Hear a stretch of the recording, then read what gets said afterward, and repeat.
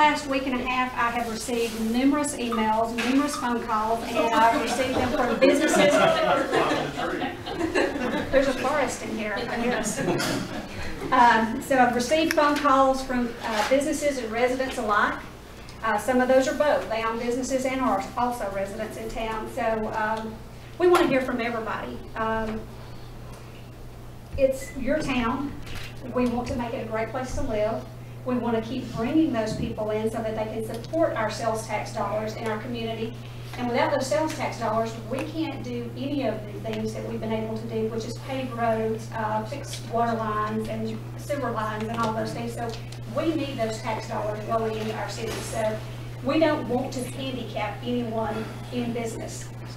Without the business income, it would put the burden on our taxpayers, our residents in the city, and our taxpayers don't want that burden, so they need your help. So we're all a team, we all work together. Not only is it Blue Ridge, but it's in Kaysville and the county. We all get a share of that sales tax dollar that you collect for us every day and every month. So I'm going to let someone else start besides me, and I'm hoping Christy has a list of who wants to speak first, because I have lots of things to say about parking, but I'll wait. Can you address something first, which was the, saw in the paper the other day that looks like a decision's already been made on parking by a city council meeting that was held last week with less than 24 hours notice for people to show up and participate. And looks like a decision was made on some parking out towards 515 somewhere, and looks like negotiations are supposed to start. Are you talking about the Todd Pack and Lisa Yes. Pack property? Yes. Actually, I talked with Todd Pack today. I've been talking with Lisa and Todd for about 6 or 7 years, and they've had some interest in selling the property. They shared a little bit of interest in helping us with, we have some flooding issues in that area. I think Mr. Just left my Country Stitches, Mr. Ryan. We've had many discussions about that's a floodplain in that area, so we've needed the Pack property to be able to correct some of that, because we're needing to put in larger piping and things like that, which will actually take environmental studies, permitting, and some of those things. So that may be a valid solution, but they also have someone that's asked about purchasing their property also. So it may be a solution, it may not be. So we're looking for solutions that will be long-term. The 3-hour parking. Well, it was, I mean, it looked like from the newspaper article, and it's just what I read, that, you know, some city council members had already made and voted on that as a solution, and they were moving forward with discussions to purchase it. So was that part of the overall solution, or? Well, I'm not aware that they had made a motion to purchase it. Or just discussion? I think it was to lease. I think it was to lease it, is what I understood. I understood that from Todd Pack today also. They have not talked about numbers, but then he also let us know today that he also got a call after he heard from council members that he had someone that was interested in purchasing it. And that property would need cleaning up, drainage and some things like that. It's a great spot. It's at the other end of town. I guess I didn't understand if that was just a temporary solution, or was that the council's decision on the parking solution? His words to me were, you know, maybe he could look at what it would be for a year, and then maybe look at a long-term plan after that, since we'd have to do a lot of cleanup.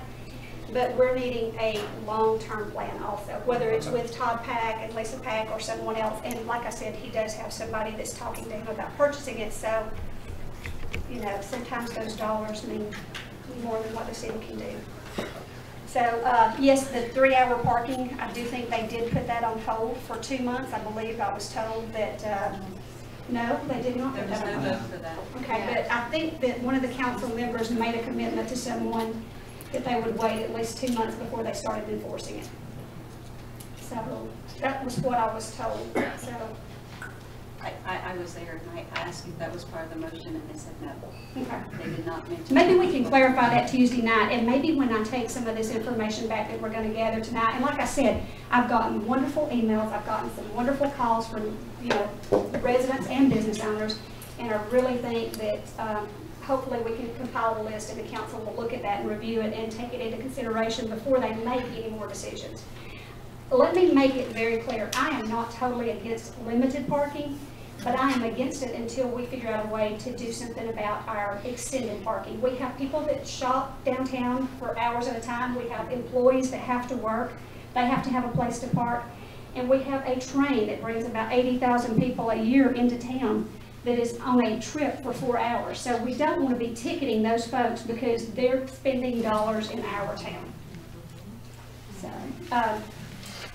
and I'm going to move along so that I can hear everybody. It's very important for me to hear what everybody has to say because I've gotten some really good feedback from some people and I want more. Debbie Harbin. I do not want to speak. Oh, I'm sorry. I'm sorry. Now that everyone knows you're here, do you want to sing for them or something? Maybe I should pay Chip. That would be a great one to start with. He's going to bring some information about some chamber numbers and things like that, I think, for us, right, Chip? Yep. Do you want me to hold the microphone for you, or do you want to? Yes, that'd be great. Or I can talk loud. So, my name's Chip Sipsick. I'm a resident of Blue Ridge. I also have a business here. I also work as a consultant as part of the core marketing team for the Chamber of Commerce, doing things like digital marketing and also market research that we do every year, where we ask our customers, the tourists, and our local residents who shop and use our services and restaurants in town, what they like.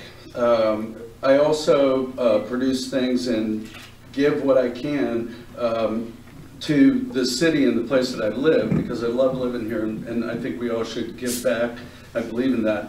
One of which, if you've seen the big parking signs around town, we created this map and mapped out, I literally went out and mapped out every available space in town, and there aren't enough, is what it comes down to. Most of them are in the south west part of the city, away from the city lot. But, you know, that I think we need a solution, and I think I'd like to point out how blessed we are that we have customers. I'm a customer, you know. I shop in the restaurants, and I live and have to carry my groceries up 3 flights of, I live on Main Street, you know, so I need a parking space. I think people that work here need a parking space. I think that the people that want to shop here want a parking space. When we do a visitor survey every year, the #1 place that people go is downtown Blue Ridge, followed by Mercier Orchards and the Blue Ridge Scenic Railway. I think that we have to address that there are tens of thousands of people that need parking spaces over time that want to spend money here, that want to use the activities. The other thing that we map out are things like what they do. Dining out, they go on scenic drives, they go shopping. Just take dining out and shopping, you know, how can we make it easy for our customers to get in and out, and really, the people that live here are customers as well. So I'll keep to my 3 minutes. Anybody who wants copies of these things, we're happy to provide them. But I'd like to make a challenge, both the city council and each one of us and our mayor, that in the next 30 days, why don't we stop band-aiding it, and why don't we come up with a solid plan for 500 parking spaces, a deck, how we fund it, where it's going to be, and not do it over the next 3 years. In the next 30 days, why don't we have an outline of some sort of solution and cut to the chase? That's all I got. Thanks. Awesome. Thank you. Thank you.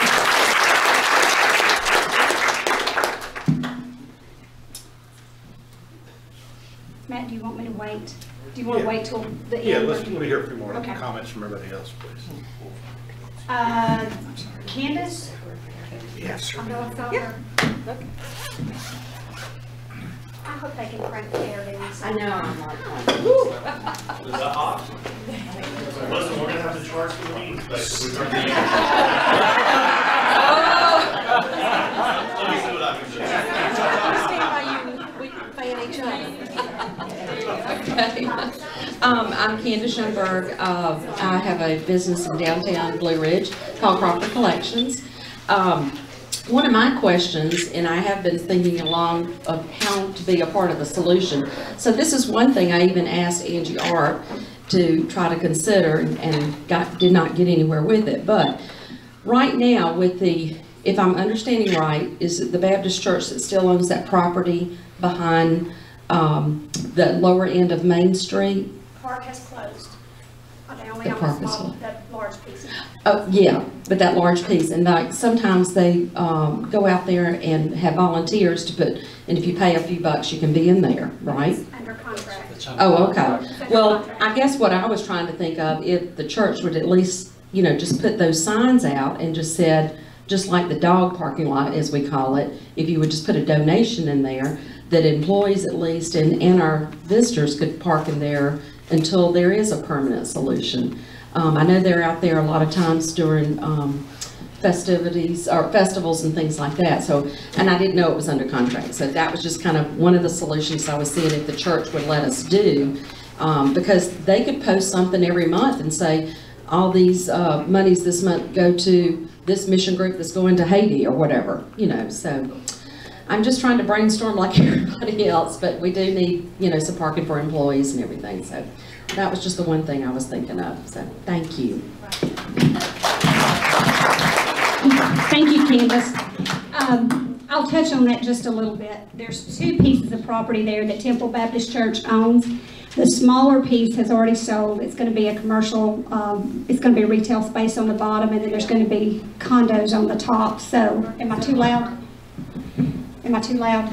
Okay. So the other piece, the larger piece of the Temple property, I did talk with a gentleman that has it under contract, and they have to either move forward from July the 26th, and I believe he said they would start some construction probably about October, but it looks very favorable that that's going to close also. And I'm happy for the church, but sad that we're going to lose probably about 300 parking places between those two properties. So not only are we going to lose those 300 parking places, but the other 50 we've already lost in town. So we're needing to recover 350 parking places to stay where we're at today, not to grow. And we need to grow. So 500 plus parking places would be awesome.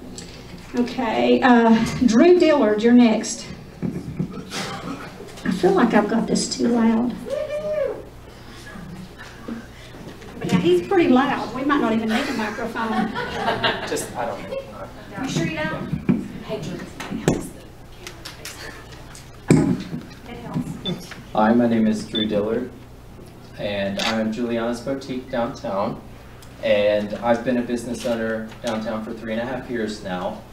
And really, I was thinking last night what I was going to say at this, and I've been a full-time resident of Fannin County for my entire life with the exception of the time I spent in college. And if you think back 10 years ago, Ann and I were talking about downtown Blue Ridge. And 10 years ago, we could only think of 2 boutiques that were downtown and about 2 to 3 restaurants that were downtown. And you fast forward 10 years to today, you see just extensive growth and prosperity in our town. And what I think we have to focus on is, if we want to see growth for the next 10 years and prosperity that we've seen from 2007 to 2017, we have to have a vision that we implement immediately, and we have to have unity between the City Council, the Chamber of Commerce, and the Downtown Business Association, where we're all working together to implement those ideas, but to also market and allow tourists to know that we have made changes and that we've made improvements to our downtown. And really what I wanted to hit on is, Ann and I just opened our second store in downtown Ellijay, and Ellijay is really growing, and I see a lot of benefits in Ellijay that we've lost in Blue Ridge. We're located next to a frozen yogurt shop in downtown Ellijay. The locals flock to Abby's Frozen Yogurt that's in Ellijay. It's unbelievable. The locals have been incredible to us in downtown Ellijay. They can pull up to our store, they can pull up to Abby's, they can get some yogurt, they can come shop, and they're gone. If you think back to a year ago, before the road construction happened, we had a 15-minute parking spot outside of what was L&L Beanery, which is now Das Coffee House. We lost that. I had 2 30-minute parking spots located outside of my business. We lost those. And I think what we have to focus on once we get extended parking is bringing back some of those time parking spots outside of local businesses where locals can patronize downtown. And I was thinking, you know, with the coffee shop, we lost that 15-minute parking spot. Locals can no longer patronize Das Coffee House, or, you know, the Vault's a little bit luckier. You've got some more parking options over there, but that spot's gone now. And I'd like to see that we could get maybe 2 15-minute parking spots located outside of the coffee shop. If we could get 2 30-minute parking spots back in front of maybe somewhere up near Owl's Nest and River Gypsy, 2 30-minute spots there, 2 30-minute spots in front of Juliana's. And maybe a couple of 15-minute parking spots outside of where the Polar Ice frozen yogurt is, where the sweet shop is, so people can patronize those businesses. It's just a shame to me that locals have stopped coming downtown. I am a local. My business was built for locals. My prices were targeted specifically at locals to be able to come in and get fast and affordable fashion. And I've lost a tremendous amount of local business from January until now with the parking spots being cut. So I would like to see us start thinking about how the Chamber and the Downtown Business Association, the City Council, we can all work together to bring back some timed parking spots strategically placed throughout the street so that we can let locals know, if you want to go pick up a cupcake from the sweet shop, or you want to get some frozen yogurt, there's going to be a parking spot for you, and you're not going to have to pay $5 or park 7 minutes away and walk. And we've lost that feel of downtown, and it's really a shame. My customers, you know, some of you probably saw, it's a little controversial, I'll take it down. I did a Facebook Live video where I walked from free parking to my shop. It took 6 minutes and 30 seconds to travel from free parking just to my shop, and I'm not even in the middle of the street. That's ridiculous to ask a local customer of mine to park 6.5 minutes away to walk in to come shop with me. And I think that the same is true for if you're visiting the coffee shop or the cupcake shop. So I think that's the first thing that we have to address, is bringing back some time parking. And like Mayor Whitener said, I'm not opposed to a 3-hour limit on parking downtown if we have a place for people to do extended parking. And I actually think the economic benefits of having 3-hour parking on our street would be tremendous, and it would bring new life to town where locals could come in and we could turn over parking spots if we have somewhere for them to park. So I think that we have to focus on now setting a goal, like the first gentleman talked about, with a 30-day goal. We have to start thinking about an immediate goal of before Labor Day. We have to start thinking a year out, 5 years out, and 10 years out. And I see a real problem when we get to October and we have 10,000 people in town on a Saturday. Where are those people going to park? Because if you have a negative experience, and I tell my employees this, if someone has a negative experience with us, it's really hard to get them to come back and give us a second chance. If someone comes to Blue Ridge and has a negative experience, it's very difficult to get them to come back to Blue Ridge when they could go to Dahlonega or Franklin or Asheville, where they've worked out some of their parking issues. So I think that the biggest challenge is that we have to come up with an immediate plan to get parking spaces before October, or it can honestly be very detrimental to many of our businesses if there's nowhere to park. Because I know that my business personally took a tremendous hit from January to June. We were down every single month because of parking. For 2 months, no one could even drive by my store when the road construction was going on. That took a big hit when no one could even drive by, and you had to walk into town to come shop with us. So I think that's the challenge that we have to think about, is immediately trying to lease that lot, gravel it, and get parking there. But it's also, we have to work with the chamber to get signage in place so people know that they can park there. And to me, I don't see an issue, and some people may, if to me, it's not an issue to charge maybe $1 for parking just to help cover the lease of that lot, because I know financially we probably are at some issue. And I think that we need to have some sort of transportation to take people from that lot, because that's going to be even further back than the free parking now, which took me 6.5 minutes to walk to make it into town. And I quickly drove last night, and I'll just finish with this. I drove through downtown and quickly counted. I counted 215 parking spots located on East and West Main Street. I stopped at the courthouse on West Main and came back around. I counted roughly 100 businesses that we have downtown, including restaurants, shops, and just real estate offices or other offices. If every single one of those shops had 2 employees, we've taken every single parking spot on East and West Main Street just with our employees. That is not at all acceptable. We have a serious issue when just our employees are taking every single parking spot on entire East and West Main Street. And I think we've got a real issue that we immediately have to address before October and get a lot leased and get in there and quickly work together to make that happen so that we have options. And then I think the next thing we talk about is how we can bring those locals back into town so that they can truly shop with us, because I encourage you to drive through LJ and just see the difference. It's obviously it's a much smaller town.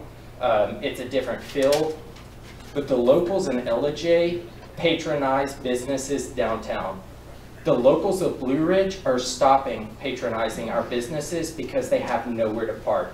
And how can you blame them when we're asking them to now walk 7 minutes to even come to our shops because there's nothing available on East or West Main Street? So that's just mine. I know I went a little bit over time. I'm really sorry, but thank you all for just listening. Thank you, Drew. Haley Thomason? No. I'm going to make a good suggestion right now. We have a very viable solution for our problem. And there's a gentleman here, if he's willing to talk about it. I think you guys would love to hear what he has to say. It addresses both what our council is wanting to do with the property that Todd and Lisa Pack own. That could address a short term, but this gentleman has a long-term solution, which I mentioned at our last meeting. And I know Mayor Whitener has been working with him for about a year. So this is something that's been confidential, but I think it's time to kind of let the cat out of the bag. Sure. Would you like to come up? Sure. Well, I'm going to say he is going to address a lot of the things that we've talked about, and he's going to go into a couple of things that are sensitive too, which is paid parking, and we know how sensitive that can be. So he's going to discuss why that's going to be important to even move forward with any kind of project. So we need a solution. We're ready for some. I think all the business owners are ready for a solution, whether it's a paid parking solution or something. And there's lots of alternatives. I think he's going to give you some of those with maybe residents being able to get. So please hear him out.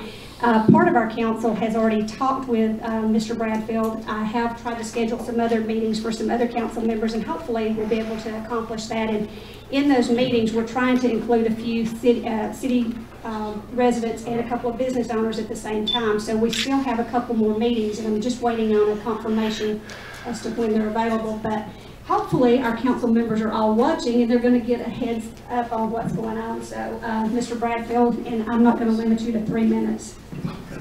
Thank you. Do you want me to hold No, it? I'll take it. Hang on. Thank you. I brought my notepad up here so I can make a few notes as we go. I'm Steve Bradfield, and I'm with a company called Structured Parking Solutions. And we're headquartered out of Pensacola, Florida, but I actually live over in Dalton. So what I do is I go around the Southeast primarily, and to small communities like this who are making a transition that's extremely important.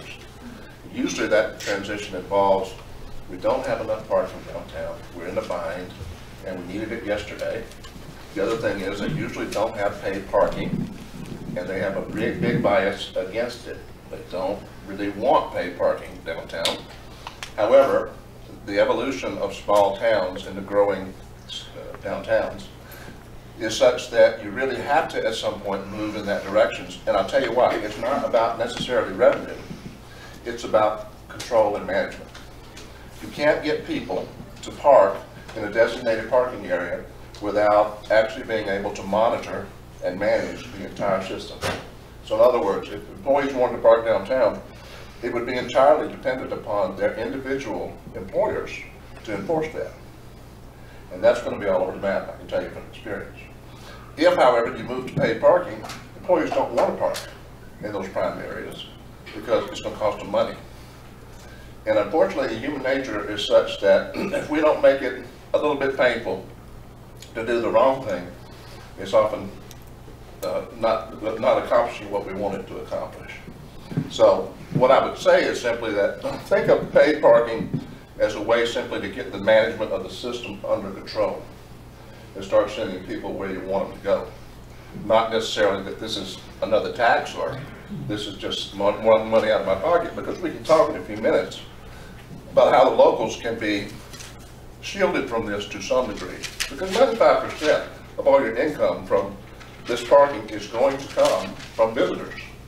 It's not really going to come from, the locals. Now, just out of curiosity, how many business owners do we have or people associated with downtown businesses? Oh, good.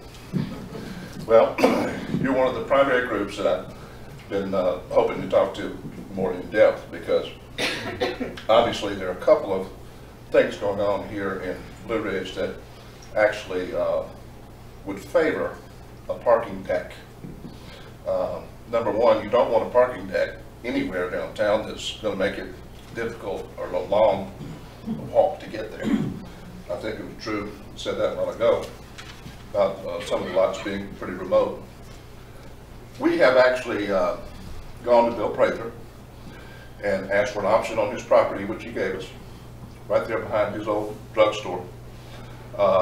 And so we are prepared to put a deck of about 300 cars right there. What it would do, quite frankly, and the reason we're interested in it, is you have 80,000 people coming here every year to ride that train. They're going to be gone for 4 hours.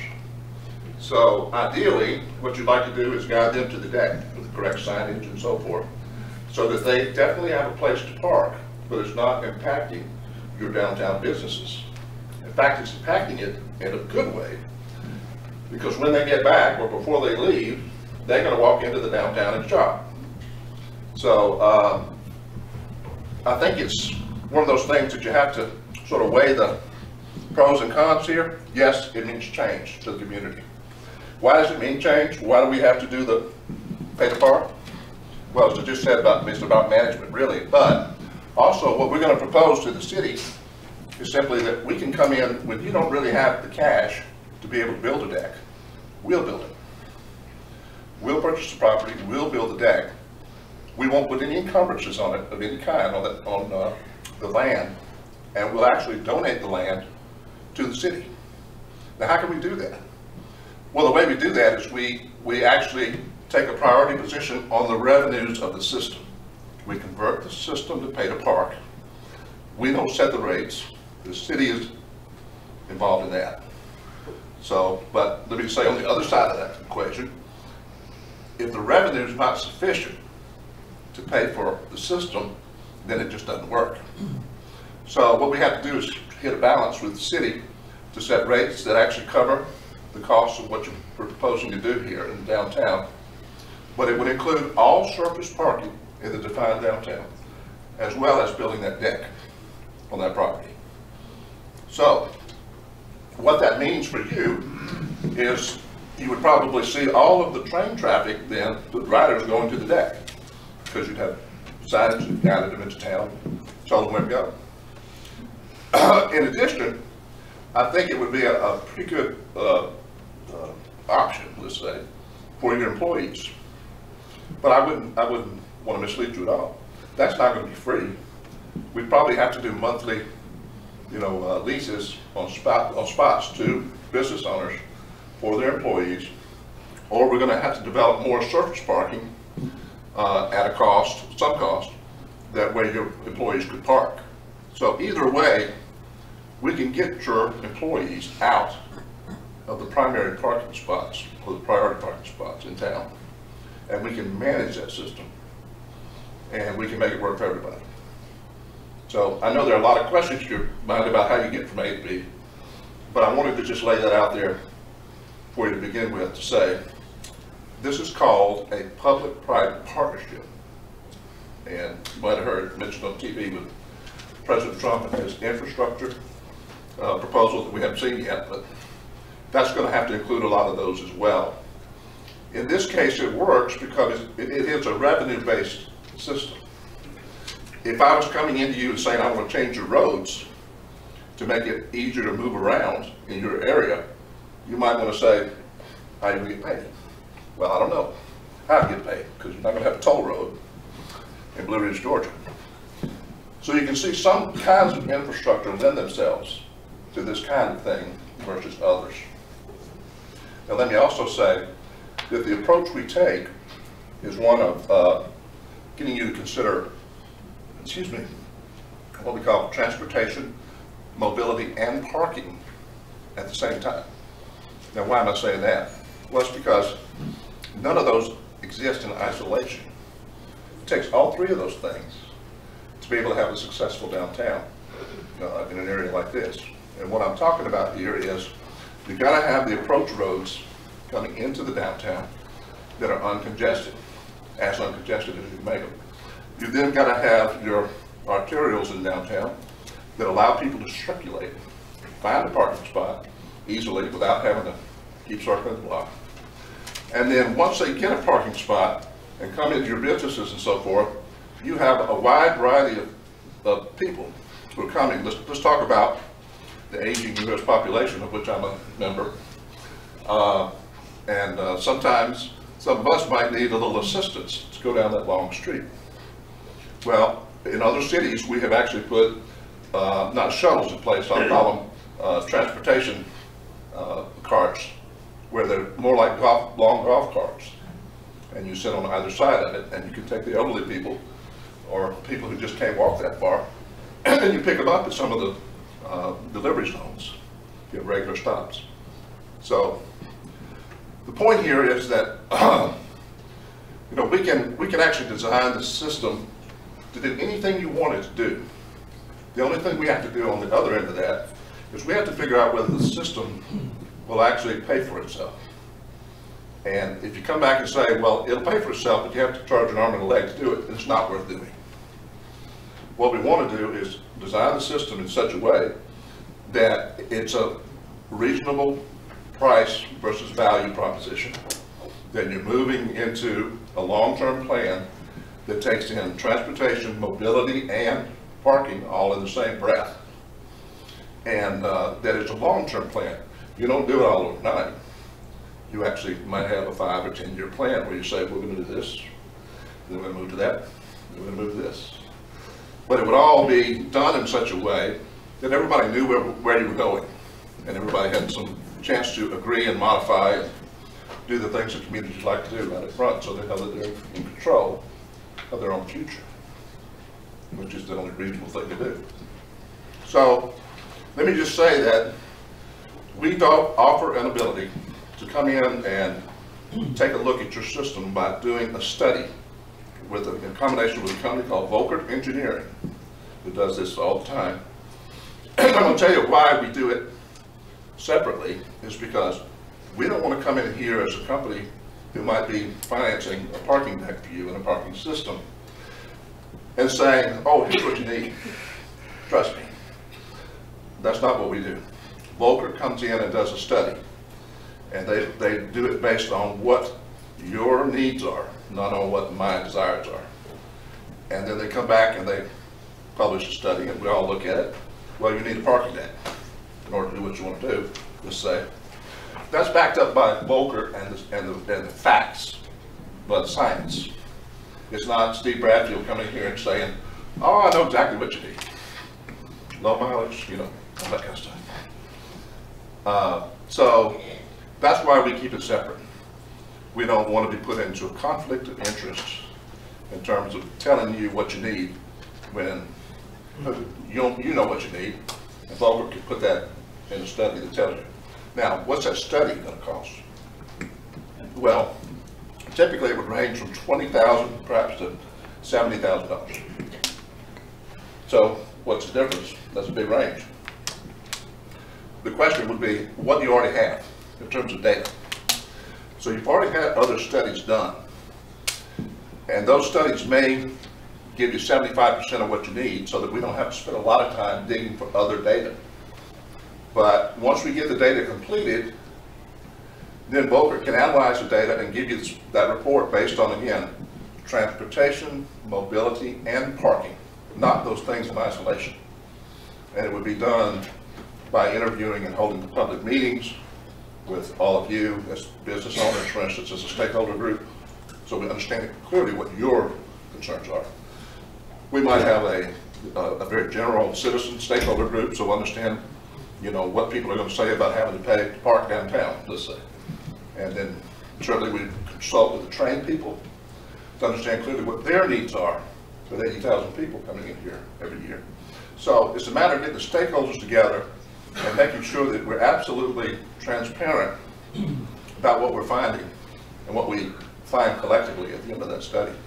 Now, so now you've got a transportation, mobility, and parking study that tells you what you ought to do in order to solve this dilemma, and you've got a bill somewhere between $20,000 and $70,000, right? What we will do is, if the city council moves to move forward with the project, we'll cover that. In other words, we'll include it in the project, and there's no money out of pocket for the city. Now again, why do we do it that way? Because again, we are separate from Volcker. They are a professional engineering firm who's going to tell you basically what you got and what you need. We're not going to incur a conflict of interest by coming in and telling you that ourselves. We will work with them, give you a proposal on actually building out whatever you need. And if you choose to move forward, you don't have a study to pay for. It's included in ours. So, having said that, we have the capability to come in and we can actually finance this whole package. We can design it, and we can build it, and we can operate it. It depends on what you want. So if we build you a deck, design it, build it, finance it over, let's say, a 30-year period, and the same thing would happen if you had bonds, let's say, revenue bonds that you were issuing. The good thing about it is it's called an off-balance sheet transaction, which means it doesn't go against your credit facilities. In other words, if you have streets to fix, sewers to fix, you name it, Roads to pave. your roads to pave, you can still go and do those things under bonds that you need to do without being impacted by this parking system. Because the parking system will have been built with the knowledge that it can pay for itself. Now, what happens to that revenue? That revenue goes against that debt to pay off the system. It includes equipment, you know, for the downtown to be able to pay. It includes the equipment there. And of course, any of the signage and so forth around town. So I would say that what we're talking about here is simply being able to find out that the revenue covers what you need to finance, and anything that's left over is then split with the city on an annual basis on a pre-negotiated split. So it's not like the city's giving this entirely away. The city still has a very good stake here in the fact that the excess revenues are going to flow partially back to the city. The rest of it is an incentive to us to do a good job and be efficient.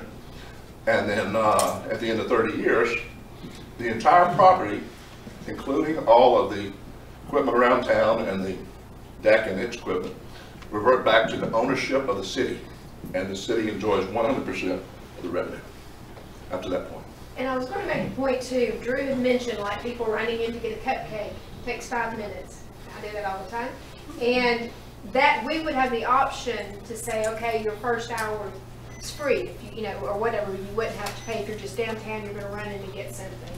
So it gives locals that option. I mean, and out-of-towners as well. But Cup of coffee. yeah, a cup of coffee. You want a cup of coffee, something quick. If you're going to go shop for several hours, then you know. But it sounds like it's a step towards a good solution. Ideally, what you want to do is zone your downtown. So within the overall downtown zone that you might create, then you obviously have the most preferred parking in the core. Those spaces should either be the most expensive ones you have, or there should be the least time allowed, so that the turnover is high. And that'll do what you want to do. So 3 hours is not the answer, ultimately. It is 15 minutes or half an hour in those core zones where people do run into businesses now. Now, it has to be backed up by the outer zones, which have longer term parking. But all of those zones are unmanageable unless you have a pay-to-park system. It has to be enforced, and enforcement costs money. So I think we can all see that where this is going, that when you make that transition as a small city to a pay-to-park system, you have to answer the concerns of the citizens. We do that every day. One of the things that we do is we simply say, look, Donna or City Council, if the citizens are that concerned about it, we know 95% of that income is coming to visitors. Allow them to have either a permit that they can get over the internet from the city, you know, where if they're a resident, they get a nominal price for a permit, I don't know, $15, whatever, a year. Because quite frankly, you're not going to go downtown and impact the revenue of the system enough for that to really make a dent. But it's sure going to make you feel better. You're going to be able to go downtown and not have to pay every time. So we can do those kind of things. Let me explain some of the other things we can do with the system.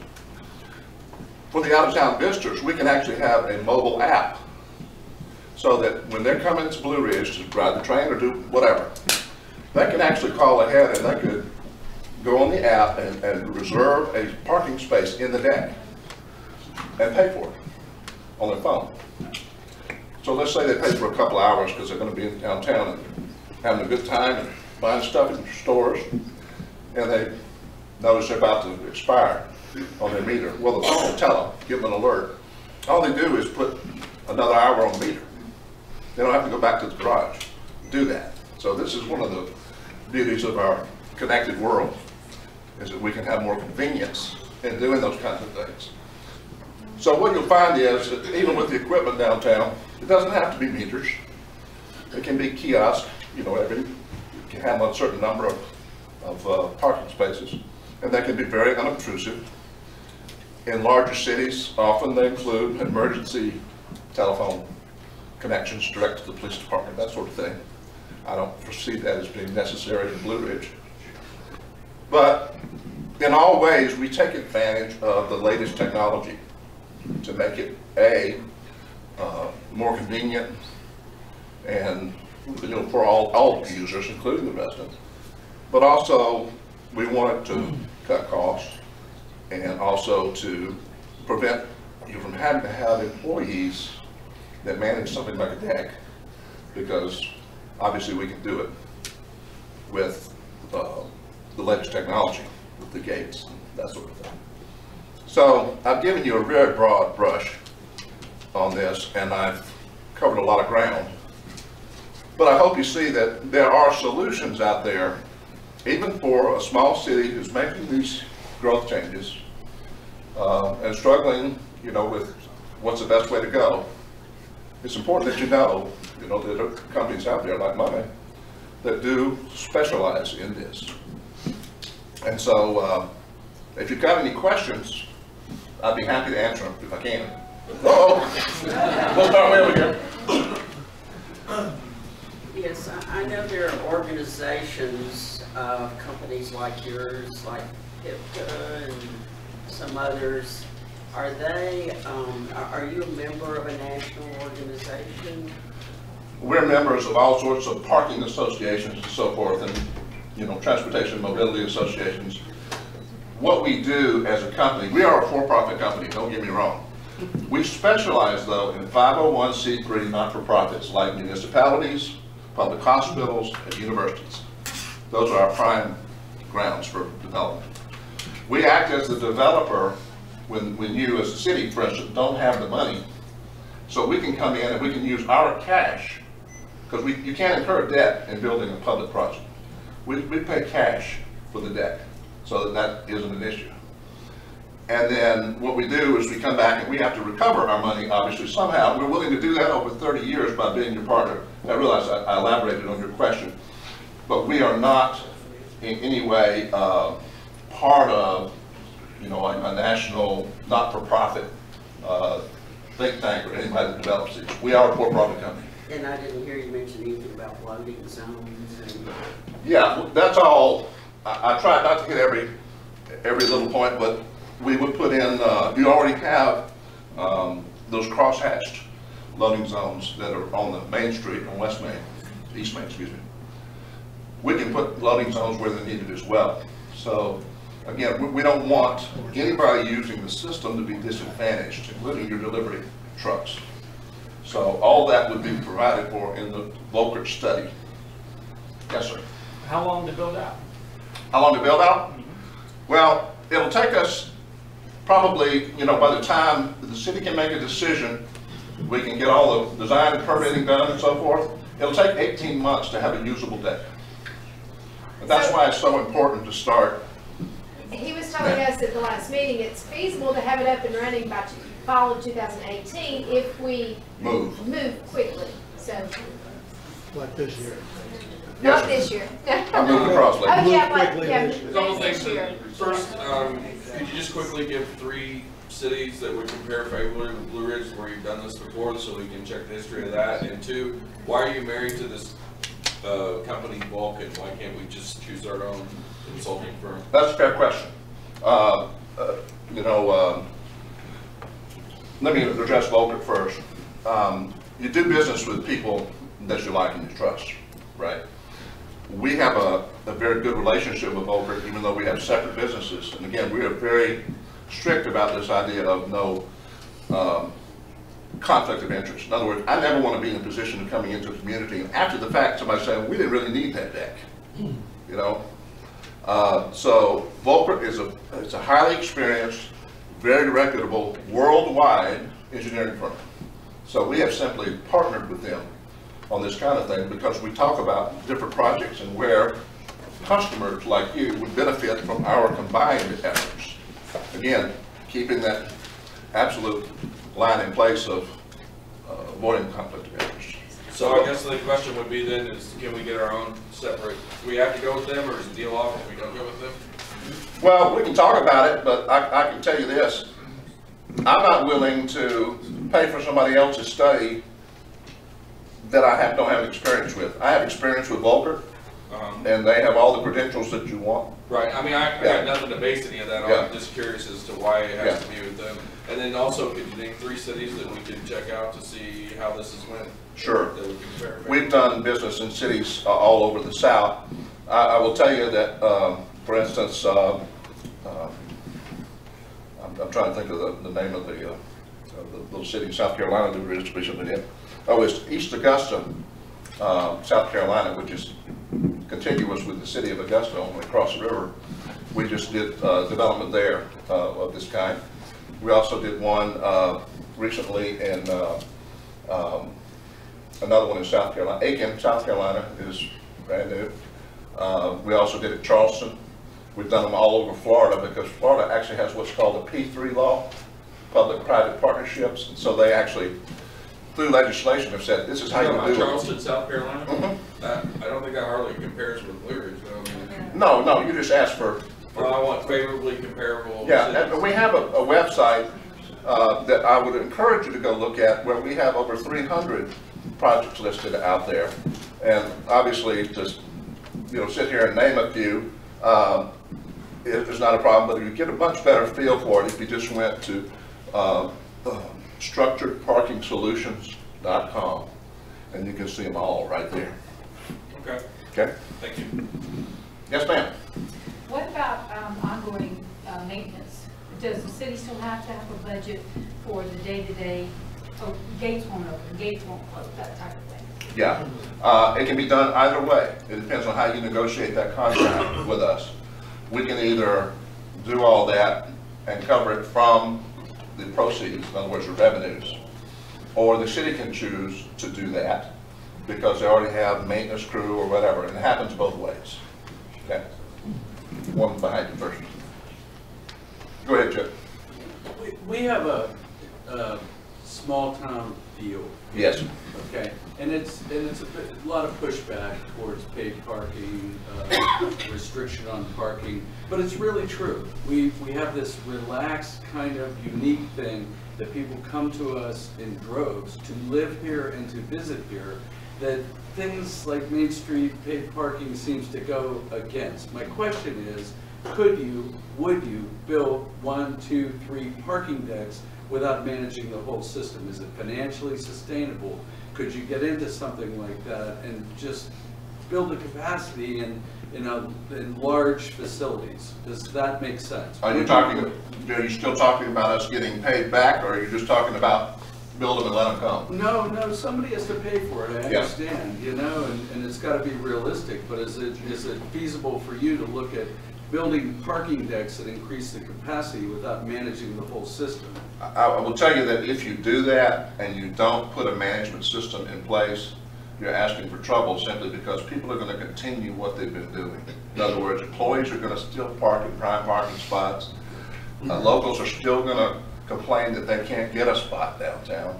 So it really has to be, unfortunately, when we grow up, we have to go to work, right? We earn a living and 8 to 5, whatever. But there are obviously other compensations for that. All I'm saying to you guys is you're about to grow into, you know, a bigger city status.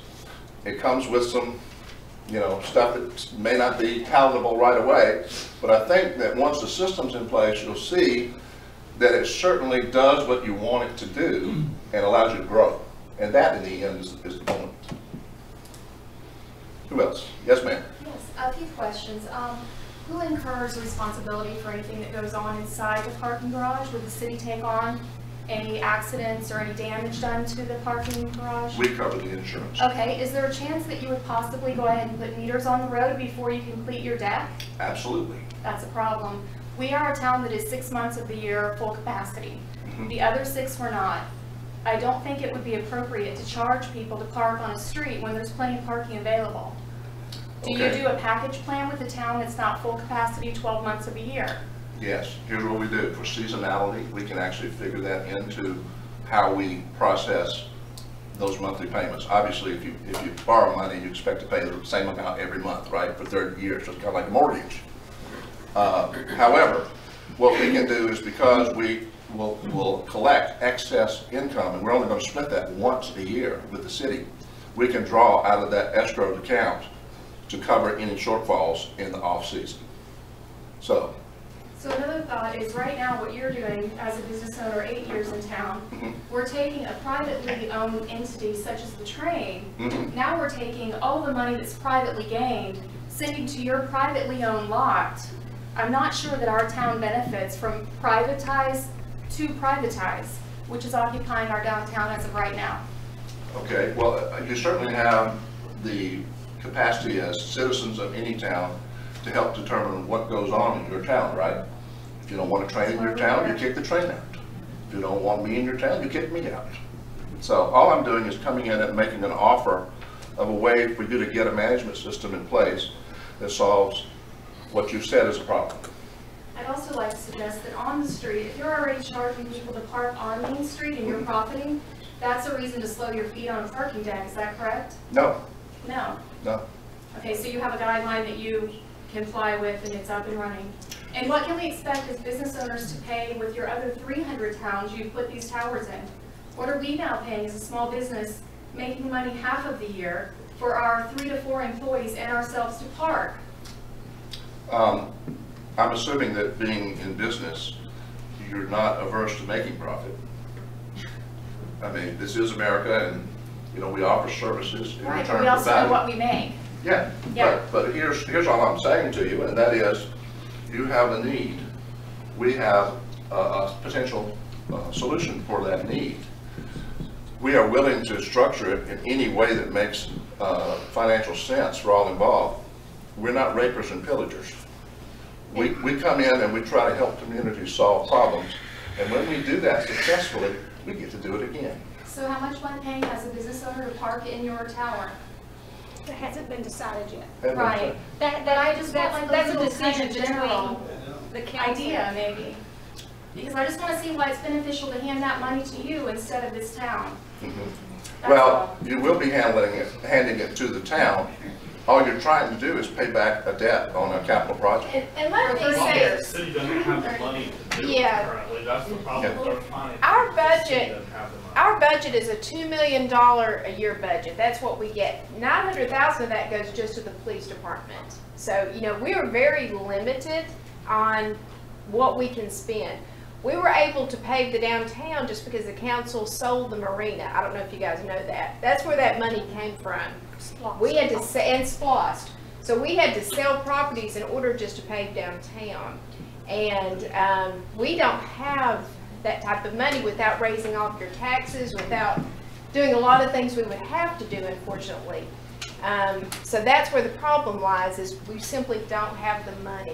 And you got, pardon? But we do have another option now to look at. Oh yeah, that is definitely, unfortunately though, that property that they're talking about may be going under contract. That's something we need to look at. Yeah, and it's something that, it's not as centrally located. I think you're still gonna have to get shuttles, and you know, you would have to do that.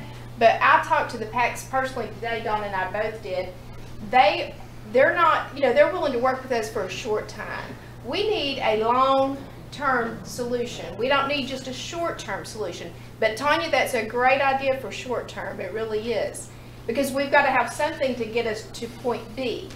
And because right now with 3-hour limited parking, you know, your employees aren't going to have a place to park anyway.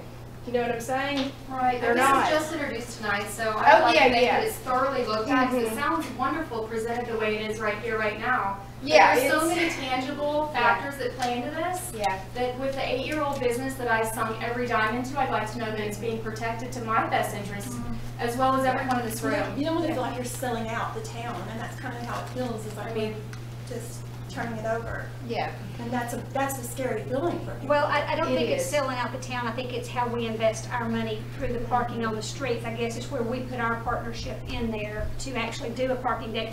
And I want to say, I don't think, you said 300 to 350 parking spaces? Okay, I don't think that's going to fix our problem, 300 to 350, because I just said earlier, Temple has already sold one piece of their property, the other piece is under contract, and I think it's a pretty good contract. It'll be a hotel, so that's going to really limit that parking. So you've just lost about 300 parking places there. You've lost 50 downtown. We've been involved in 3 streetscapes so far in the 7.5 years I've been here, and we've lost parking spaces each time. Well, a lot of our So downtown his parking is 350 trained though, which is privately owned. So We're someone gonna here talk about that representing too. Trade tonight, 'cause I have questions on it. Yeah, we're going to talk about, Okay, we're going to good. get those too. But I don't think it's the only solution. I think we've got to have the downtown parking freed up. I think we're going to have to move our train folks to a permitted place or something. Well, and two, how many times do you have somebody downtown that stops you and says, hey, I'm trying to get on the next train, I've got 10 minutes, and they're fixing to load, and I'm afraid I'm gonna miss my train ride, and where can I park? And I'm going, oh, I'm so sorry, I don't know where to put you. But, you know, we want those people to make that train ride. We want those people to shop in your stores. We want those people to eat in your restaurants. We want to help everybody. So he's one of our solutions, and I'm hoping that if he does, and this is a council decision, so, I mean, we brought everybody in so you could hear, but I also have a group of people that need to hear it from the council side so that they can make some educated decisions and hear your concerns and your fears or your excitement, whichever it is, so that can help them be guided. But I think, you know, he may be talking to the PACs before we're over saying, you know, that parking lot is full already, that parking deck's full. Let's see if we can build a parking deck on your land. But also, we were told today on the phone, they may possibly have somebody wanting to buy it. So it may be too late for that even with the parking PAC lot. property, if that goes into play, it is right now, there's a creek that runs right through the middle, and there's a creek on the front side. So we're gonna have to go in there. Our engineers have actually been looking at that. Mr. Ryan, if you guys come to any of our meetings, Mr. Ryan's always talking about our flooding issues, and that floods down there. It gets wet, so there's no way we could go in there right now and start doing anything, because if you do, you're gonna have cars that are flooded. Because if you go through the middle of that property, there's a creek right through it, and it floods. And it has fish in it. So really, so that means permitting and environmental reviews. Yeah. So the engineers have said it's going to take to get our drainage system in place the way it should. I think it was $600,000 or $700,000, which includes that major part of the property because that's where everything bottlenecks down there. So it's not as simple as just going in and saying, oh, we're going to rent the PAC property and we're going to do this, because it will probably take a year to get that ready, to be quite honest. I think we need both.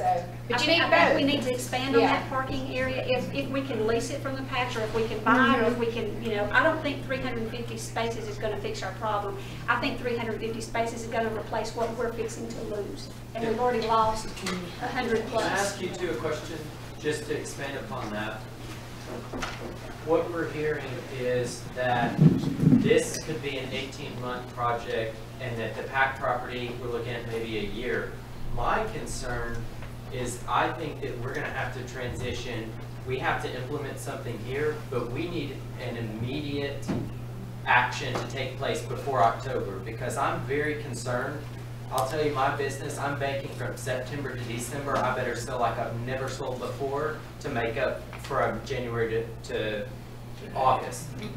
And what I think is, I think we've got to now transition and think about what we can do immediately to find parking for people before October. And that's my true concern, is I'm thinking after Labor Day, we have to have something in place for people to park. And if we need to start exploring having people park at the First Baptist lot or at the middle school or at the high school and transporting, we need to immediately start working with the Chamber, the Downtown Business Association, to start marketing that so people know I have to park there, but there will be someone to pick me up and take me downtown.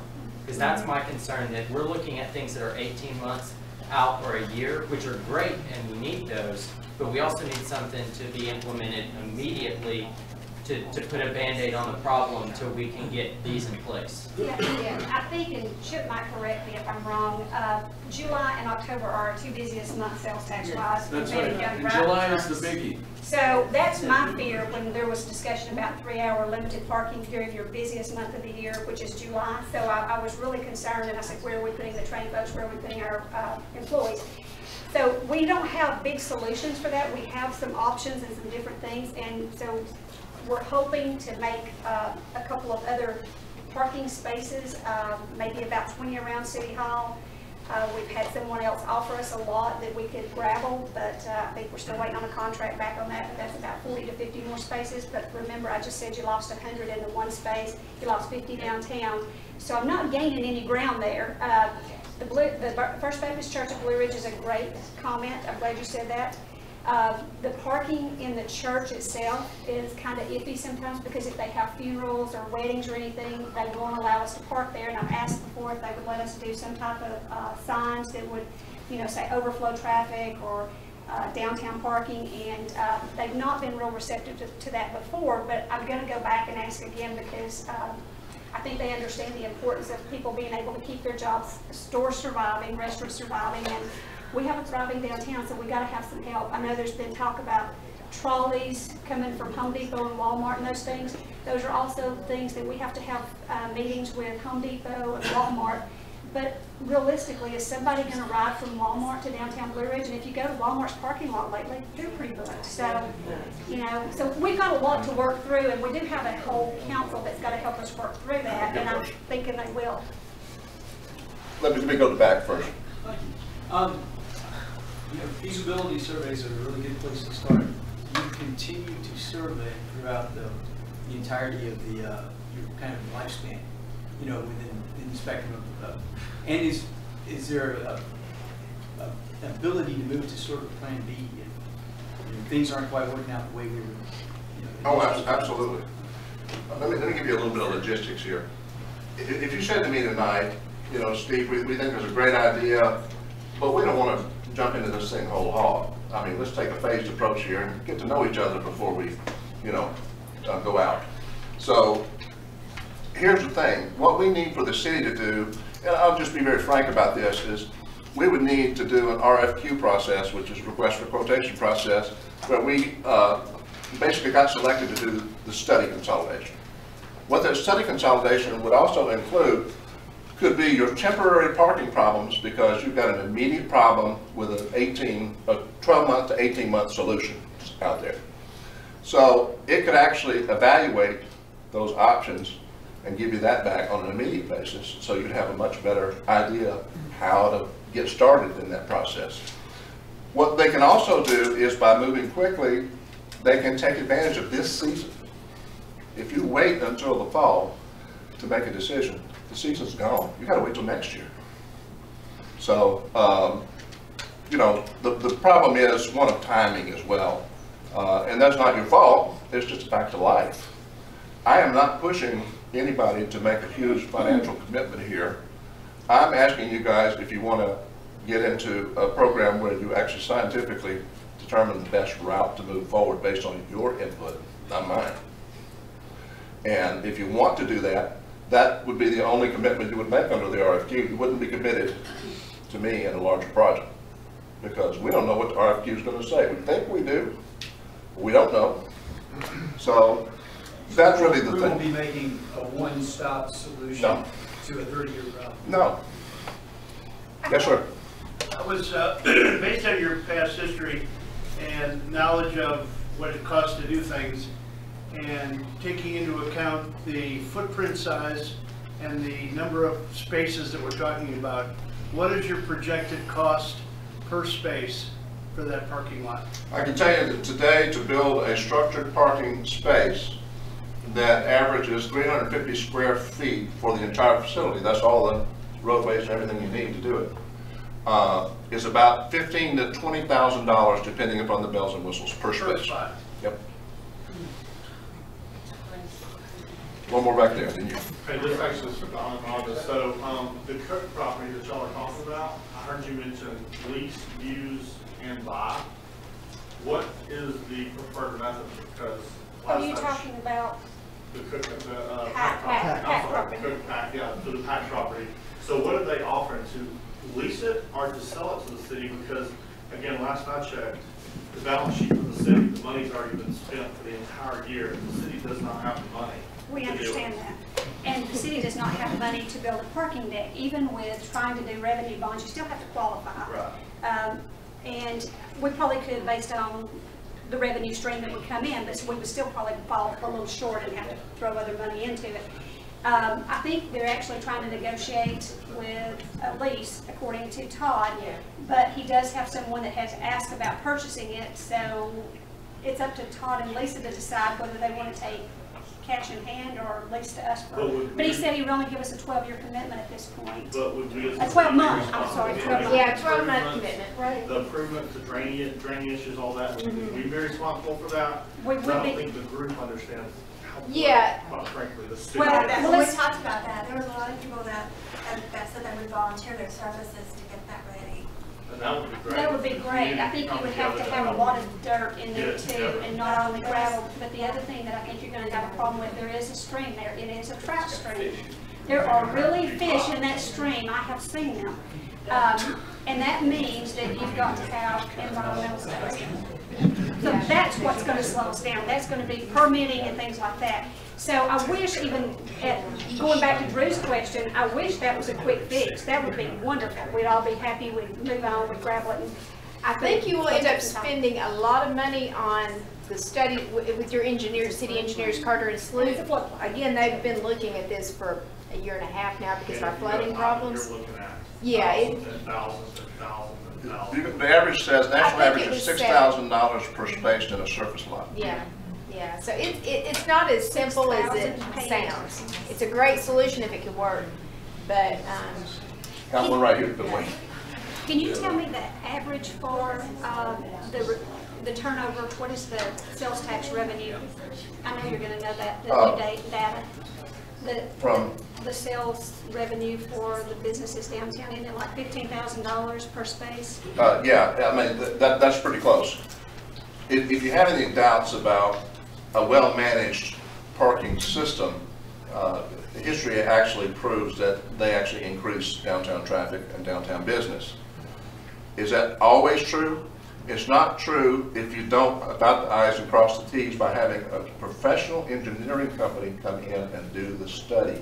Because obviously trying to cut corners, you're going to, you know, miss some things that they would catch. That's why we always get them to come in and do the study and decide whether this is really the right solution for you.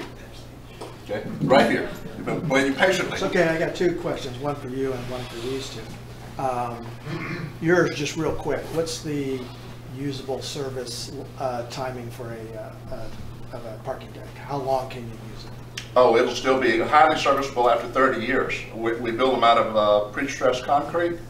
And by the way, I wanted to mention, this is related to yours, we don't build them as monstrosities. We actually build them to the character of the city. So in other words, the Charleston decks are going to look like the Charleston architecture. Many times, even small towns have architectural committees or historical, you know, committees. And we always work with them to make sure that the deck is architecturally blended. How many years will it last? 30, at least 30 when we hand it over. So, you know, whatever you choose to do. Will it last 60 years? Yes, absolutely. Yeah. My question for Rhonda and Donna is what I've been asking from the city for a while now. Is through all these conversations, what I haven't heard is when are you guys going to sit down and come up with a comprehensive multi-year plan? I hear a lot of let's build a deck, let's put this lot over here, let's put limited use parking signs, but there's no plan. Well, There's a lot of let's just do this, this, this. When is the council going to get serious, sit down and make a plan and prioritize what needs to happen? And more importantly, what doesn't need to happen, like putting limited use signs up right now with no other plan around it. It needs to have a comprehensive plan, and it needs to be done so that people can see it and know what's going to be done first, what's going to be done second, what's going to be done third. It can't be, let's just do this lot, let's just build a deck. Can It I has to answer be that? everything. It just looked like it was a knee-jerk reaction to you know, Yes. to And I think this. it was, that's why there was a special, oh, you mean Yes. to this? Yeah, well, yes, and, you know, it's like, not everybody's talking together. And coming up with a plan, it's just like, if this person comes up with an idea, then someone else is gonna come up with something 180 degrees different just to be spiteful. And it's like, you know, people need to sit down and talk and stop all of this wasting of money doing all of these things that wind up later being bad ideas, and we have to throw it out and start all over. Well, we did the 2020 group, we The did the 2020 master plan, information and is all of there. those folks had great ideas, they brought some great things to the table. Unfortunately, we didn't have council that implemented some of them. Mr. No, Brad, they didn't implement anything. In fact, did not want to even hear. They didn't want to hear it. They didn't even want to hear what the group had to say. So. but we were fortunate Mr. Bradfield actually contacted us, and he's talked with most of the council, and as I said earlier, I'm hoping that our council is actually watching, because I've actually tried to set up another appointment with a couple of others. And, you know, at least they've heard the gist of it, and they realize that this is a solution, and it's one that we can Part of afford. the solution. I really think it is only part, because I don't think 350 spaces is going to be enough. I think we're going to go back to him or someone else and say, where do we put the next So parking deck? my or question where is do we- still there though, Donna. When is there going to be a comprehensive plan? Could I address that, Donna? I mean, because it addresses, you know, land use kinds of things, like, you know, are we gonna put these things in prime downtown space? Are we gonna use some, you know, things like further down East First Street past the sports zone, you know, that's not really, you know, a shopping area, but, you know, could handle something. Because like otherwise what's going to happen is there'll be another vote on something, it'll pass, and there will be no discussion. So we Caesar, can't let those kind of things. Let me address this. I have been trying. Yes, I've been on the council 8 years. This is my 8th year. From the time I came in, I have been asking, trying to get with committees to do a 1-year plan, 5-year plan, 10-year plan, 20-year plan. So far, no one wants to do it. So there's your answer to your question. I am only one council member out of 5. I'm the only one who wants to do this, but I see it as a huge need. I've seen it from day one. And so far, I have had no luck. To answer your question, I'm hoping I will be on the council in January, and I'm hoping I have a very good council to work with, and then maybe we can get something done. But it's going to take a council that's willing to work together. Has to be a team. Has to be a team. And they've got to look out for the community. They've got to look out for what's best for everybody. And we've got to come up with solutions that meet the residents' needs, the business owners' needs, everybody's. But I promise you, and you can look back at all these meetings, I've asked for it for 8 years. So I'm as frustrated with it as you are. I'll be asking next Tuesday. Yeah. Well, the only comment I wanted to make was simply that the reason I emphasized the study right up front is because my company will not come in here and build a deck without that study. The reason is because we can't guarantee, we don't have any assurances scientifically that the revenue system will generate enough funds to pay for such a thing. So what I'm trying to do is de-emphasize the fact that we obviously build decks, design and build them for a living. I want you to understand that we're coming in here proposing a process which includes a study up front to do exactly what you're talking about. And we're talking about transportation, mobility, and parking. So we're not just talking about building a parking deck or having an alternative of a lot down on the other end of town. We're talking about a plan. And what we're trying to get you to commit to, really, is talking and discussing together a commitment to the plan, not to a deck at this point. Yes, ma'am? Okay, so you're from Pensacola, right? No, I'm from Dalton. But you lived in Pensacola? No, I live in Dalton. Nothing about, okay, well, in Pensacola, Florida, I thought you said something else. Well, my company's headquartered in Pensacola. Okay, you know down there, they have the trolley that takes you to the boardwalk, and it's free. I mean, are the condos paying for that? How does that work? Well, Is just it so because they happens, have the my trolley? company was just given a contract to actually look at that very thing, because they too have realized that on Pensacola Beach is what you're talking Yes, about. yes. They can no longer do that. They don't have any parking because all of that parking that's in the retail area Yes. also has to serve the public beach, and the condos have no parking. So they're in a mess. The ferry is about to start next year. They don't have any parking for the ferry area either. So we've been asked to come in with Volker and do the things that are going to give them a plan to come back and execute. And they've already gotten $20 million devoted to it. Just to get things straightened out on the street side. They're going to put in 2 roundabouts on the beach to move traffic and decongest. Then they're going to do the parking. Okay, and then another question about the parking for our employees. Don't look at me. When I worked in Atlanta, my employer paid for my parking. So, I mean, that is the city of Atlanta, but it was about $100 a month. So you're looking at $1,200 a year.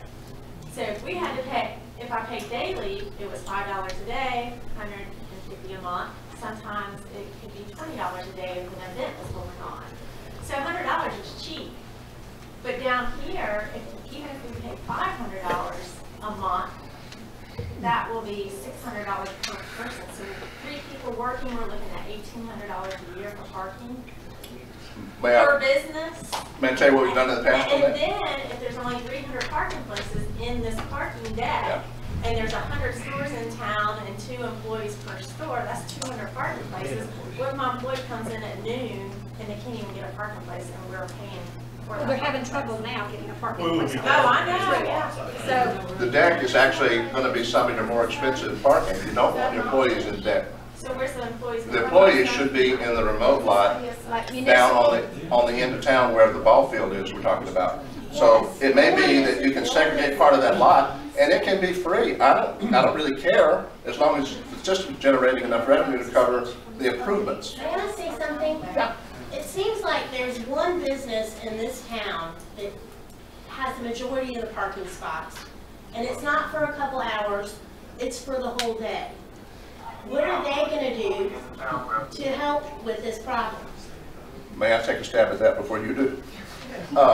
It's for 4 hours, a 4-hour trip. That business, and I don't want to disagree with anybody, but as an outsider, I see that business is drawing a heck of a lot of people into Blue Ridge to do additional business. So what I'm saying is the deck that we're talking about, and we're not even saying that's going to be built. We're talking about, let me just finish that thought, because that deck would allow them to park for 4 hours, pay for that parking, and not impact your downtown. Well, right now we have the city parking lot behind the gym. Why don't we require the trained people to park back there? We have a little trolley shuttle for the people that can't walk across the street. Why can't we do baby steps and see how that what happens with that first? I think you could, but that's part of the study that could be done quickly. And the baby steps should be in moving toward the ultimate goals, not necessarily having to divert, 6 months down the road. I mean, the train is a charming characteristic of Blue Ridge. We want that to stay here, but we also, if they're going to be the majority of the people that take the parking spots, they need to contribute to the I don't think this fellow back here's been waiting forever. Well, I do think the train realizes that they've got to help us come up with a solution. We've had many discussions recently, and I will have to say the folks I've been working with in the last couple of months have been very receptive to, can you find some off-site parking? Can you help me figure out where we can, because I'm concerned for the train, and we have some train people here. I don't want people to come to town and not be able to find a parking place and get on that train and come in your stores and be able to eat downtown. So we're working towards some things. We asked that they move their employees to the City Hall parking lot. That's almost 17 to 20 parking spaces a day. And they're going to make sure that that happens, that those folks get over in the City Hall parking lot. But they're working toward a couple of things also, and I think that maybe they'll have some input later on in this meeting. They have been so great. They were at the meeting we had just recently, and they honestly really want to work with the city on a solution, and financially whatever they need to do. They are being wonderful to work with. And so. We put a couple of things up, and one of the things good. was alternate train departure location, leaving or designated times. And this was a comment from somebody, and I got this in several of the emails, that maybe they could alternate the trips. Well, we've even had that discussion, but then do you really want to send the people that are parked downtown to, and McCaysville would have a parking problem too. They don't have enough parking spaces, but those people come in and shop. So, there's some give and take, and I'm hoping they can help us with some solutions. They're listening, they're here. And I think they want to help us come up with a solution. So we're going to let them talk in just a minute too. I want to be fair that you didn't help me out up there. Thank you. Brendan Doyle. You talked about a 4-hour situation with the train. It's actually 6.5 to 7 hours of parking, because it's at 9:40 in the morning that these people start coming into town. So it's not just a 4-hour lockdown period. Secondly, we've over 213 days with 315 train runs. Train last year added extra train runs over and above what we've had in previous years. Our city has been blessed with the festivities that we have created for weekend activity. But when there is the partnershiping aspect of dialogue and consultation, we just can't keep adding more and more and more when we are just saturated. When it is a 70,000 plus customer business in that 213-day window period, needless to say, it creates havoc in an awful lot of ways. If it is a $4+ million private industry, like all our entrepreneurs that are sitting here tonight, it is, why is it that they cannot come to us and say, yes, we have growing concerns, we have growing pains. Why can we not look at partnering in some way, shape or form, or either approaching the previous train owner, Mr. Wiles Pierce, and look at the 6.5 acres that he bought down Moortown Road and use that exclusively for the 70,000 parking customers that are saturating the town here on a daily basis. There are windows of opportunity. It's just looking at the logistics. It's no more than when Patriot Scenic Railway took over the train company in November 2 years ago, our definitive lines of boundary of train lines were down at McKinney Street with the LJ tracks and the Blue Ridge track yard. When we looked at them and bringing Santa for the Christmas opening thing last November, they decided to change the dockyard right down in the heart of our city between Depot Street and Church Street, and redefine their line, saying we can only take one locomotion across Depot Street and we can't do the Santa train anymore. So we are quite emotional and intimately involved. It is why are we being cut and cut and cut to the point of saying, screw you, we're going to do what we want.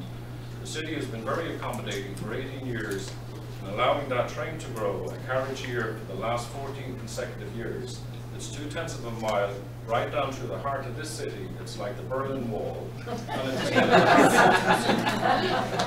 yet we have an auxiliary line just down on Depot Street, or on the north side of Mountain Street, that can more than readily accommodate the safety of that. We talk about our road department. yes, our officers do deserve. We even cut back on their wage levels last year because we didn't have the budget to accommodate it. Yeah, we didn't cut back on city. Pardon? We didn't cut back on city budgets, we increased them. Thankfully Yes, for that. we didn't do that. But at the same point, for the 16.5 hours that this private company has with our law enforcement securing the boundaries of that train, 16.5 hours a day, surely to God, they can give some grace reward back to this community and say thank you for the efforts that led to this growth. Well, let me just say,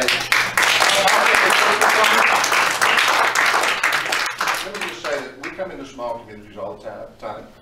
I'm not shocked or dismayed or anything else by some of these comments, because I've heard similar comments before.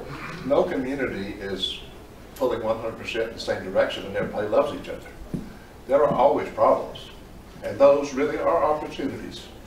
So when you start talking about these kinds of long festering sorts of things, it means it's time to have a dialogue. It doesn't mean anybody has to get mad and, kick anybody out, or a good business goes somewhere else because they don't feel wanted. It means people just have to simply start opening up and talking to each other. And what we're trying to propose here with this study, with these stakeholder groups, is pulling all of that information together in one spot. Saying, you know what, there's been some resentment in the community about this because people don't think they're getting fair value. Well, are they? Let's find that out objectively. How long does the study take? It depends on how extensive you want it to be. So we actually have to have the stakeholder groups like this to determine what questions to ask. Because we don't want to just give you a standard study that may not be totally useful to you. And one good thing is, the first council I was on 4 years ago, we actually paid the University of Georgia.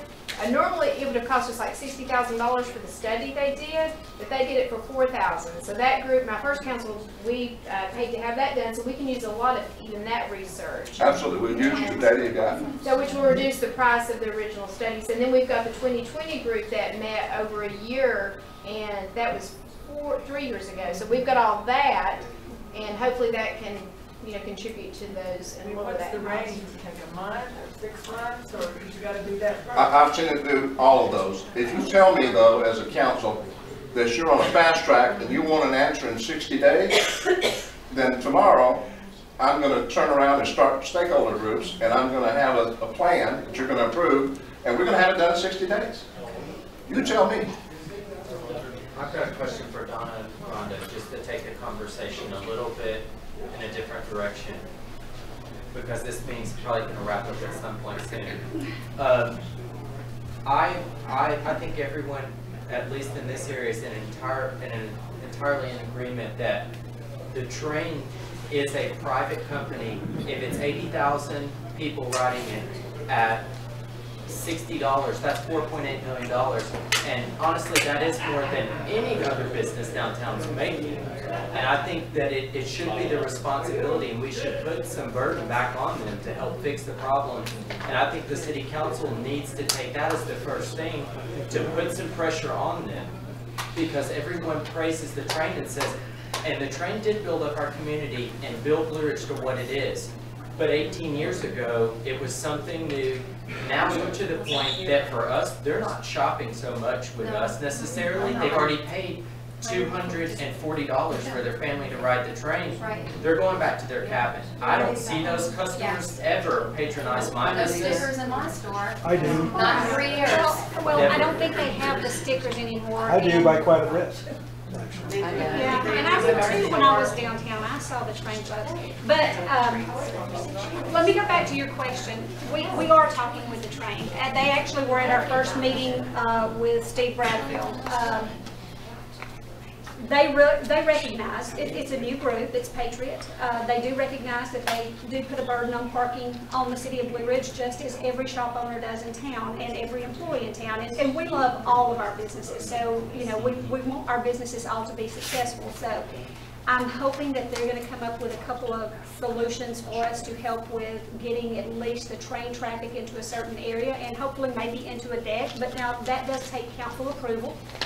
I hope the council will be on board for a solution, and I'm thinking 350 spaces is in our first year of planning.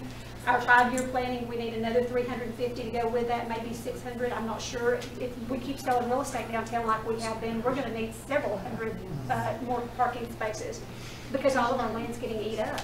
Can I make a comment on that, Donna? We actually started by trying to partner with the hotel group that would like to come in and build a hotel downtown. The reason we do that is because in other cities, what we've been able to do is put the city, the hotel unit, and us together, and we come up with a net excess number of public spaces in the parking facility. In other words, it covers what the hotel needs, but it also builds an excess that serves the city because it's downtown. With all respect to you, I think there's many parts to the puzzle, yeah. And I think you're one part to the puzzle. But as far as the train, 18 months down the road, you may be a part of that puzzle to helping with train parking. But I think that I keep going back to this immediate action that we have to take before October. That's not going to be a solution for October for us to get there. Whereas I think we have to start looking at feasible things that we can do immediately, which would be to either redirect train traffic elsewhere, take them to McCaysville or on at the train tracks to park somewhere else. Or I think we have to start looking at transportation. Let me just say, and I'm going to hopefully not speaking out of line, I know the train is working on a solution. They are negotiating something. I'm not going to go any further than that. So I wouldn't stress so much about the train. They hear our concerns. They hear our concerns, and they're independently working on a solution for themselves. Perfect. But I can't say any more. Train representatives are here, but don't stress about that. I think he's saying that the downtown business owner need an immediate solution even before this fall time.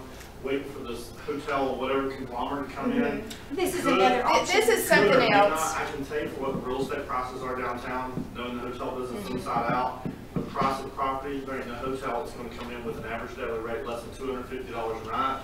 It's going to make it in downtown Blue Ridge. There's no possible way. So that project will never happen. My point about bringing that up was simply that what has to happen is there are no requirements for a hotel that comes into downtown to build a certain number of parking spaces. Now that's a zoning and city ordinance type of question. I get that, but I'm just trying to keep bringing this back to this point. I understand. I think it's an urgent issue that we need to have more meetings and delegate a meeting to what are we immediately going to do in the future. Have another one where what can we do immediately, and then we have another one where we focus on 1 year out, 5 year out, 10 year out, like you proposed. Yeah, and I will tell you if the things. Would you be able to give us some information about what you're working on? I think it can be implemented within the next couple of months if it can be negotiated. Is that correct? Maybe. That's our hope. Okay.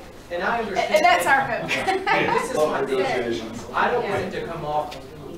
We're all in business absolutely to make money.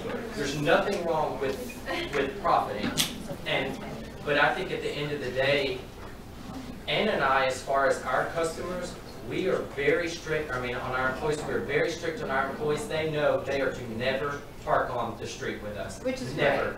We have literally let someone go because they can continue to park on the street, and that was taking away from our customers. They either have to park behind or walk all the way up West Main Street to park. And I think that's, I don't want it to seem like I'm targeting the train. I think all of us as business owners have to come up together and say, we're going to take responsibility for our business and try to put at least our employees and as many of our customers as we can where they need to be so we have parking. And I think that's something that we have to work on as a whole to find some immediate solutions. And it can't be this parking that's 18 months out. It can't be leasing something that's looking like it could be years now to fill in trout streams. It's going to be something that we can do in the immediate future that everybody, we've got to come up with some plan that as far as where can we take employees off the street and shuttle them in? Where can we take train employees and train customers and put them? So it's not just, I don't want it to seem like I'm just targeting them when it's, we take responsibility for our business and tell our employees, and I think we have to do that as a whole throughout the whole town. So in the public parking lot at the end of town, by the gym, we all know where that's at. So is there a consensus that most of the businesses could move their employee parking to that area? That would. Because I've heard, let's move the train parking to that area. Well, the train would take up, there's 88 spaces in the paved spots, and then there's 40. So if you send your riders there, that's going to take up most of those spaces. So there's not a lot of space for employees. So we either need to make that an employee parking lot or something to get, you know, to get those folks off the main streets. Well, I think you also have options. Put your tourists in front. Yeah, and where you going to be access tourists? True, right. It fills up right now with tourists. That's well, like I said, we're losing spaces. Well, we're losing them quickly. And I think if we pull out our 2020 study from 3 years ago, you'll see. I think we'll see. They came up with a lot of good solutions. You know, working with churches, working in areas behind buildings just to get just a few places here and there. They had, you know, shuttle ideas. So I think if we can pull out those plans and then start trying to implement some of that, that would work for good short-term Yeah, well, I mean, I think we have solutions. to realize, even where the city park is with the pool, I mean, if we have to utilize that for some kind of employee parking and send people there, we're all gonna have to suck it up as businesses and tell our employees, that's a place, if we have to start taking where our schools are at, with our high school, with our middle school that are close to town, Blue Ridge Elementary, wherever we have to take the business owners and our employees, we need to get those 200 employees off the street. That has to be an immediate How are you action. going to get them to the businesses though, when they come in at different times of day and all that? How are you going to get them there without somebody having a full-time shuttle? I think we're going to have that, I know. Well, you know, you also have the Kiwanis property, you know, we might could work out something with them to be able to move employee parking there, but everybody's got to be committed to doing those things, and that's the problem. We don't have a commitment from everybody. You may be putting your employees behind your building, but a lot of folks don't have a space behind their building.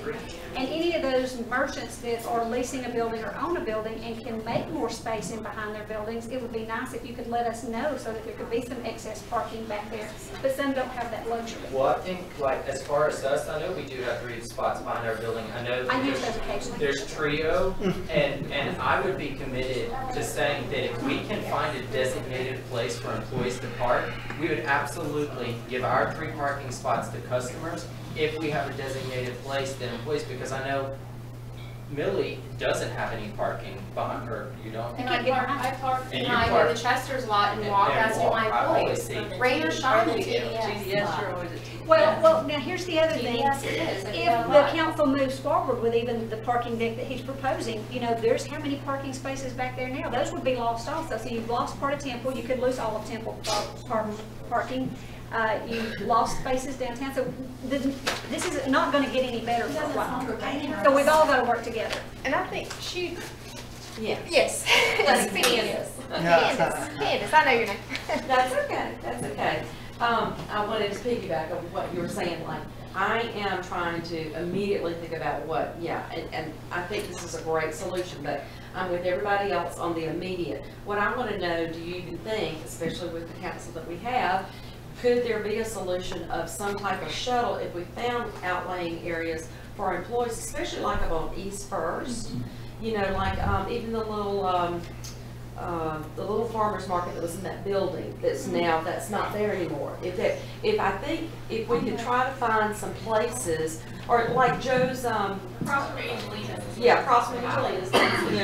Even Joe's barbecue, you know, the State Farm lets his customers park there on the weekends or after 5. I think we can, especially will be helpful on the weekends. Some of these businesses that are just open Monday through Friday would help some of our employee parking on that. But we got to get some kind of, you know, commitment from the city to help us with some kind of, you know, short school bus or something that would say, you know, every half hour is trying to hit all of these first and behind something. I want to be part of the solution, and I would even be willing to go to door to different, say, do you have 4 parking spaces we could use after 5? Or if you're not open on the weekends, could we have them on Saturday and Sunday?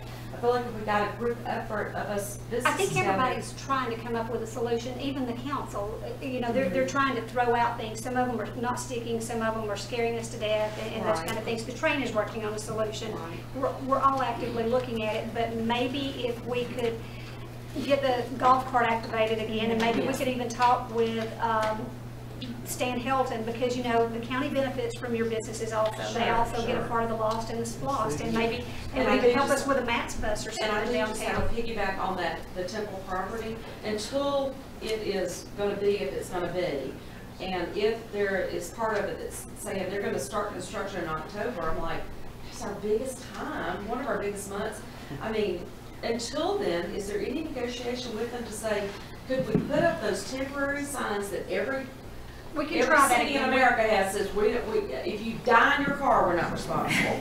You know, and we just put up can a try that box and say a donation. Well, That's got to be a temporary solution for 300 spaces almost there. And I know that a lot of their church members have grandkids and kids that actually work downtown. So, you know, I've had several of those folks from that church that have said to me, you know, we do need to help you guys out, but I need to get the deacons and the And they pastors. really are helping on the weekends and things, but I think it was a liability issue more when we had approached them as a city. But if you have those signs, and because the church can't make any money, I'm just saying that's that box there, and it could have a sign, it could change every week. This week's money goes to whatever.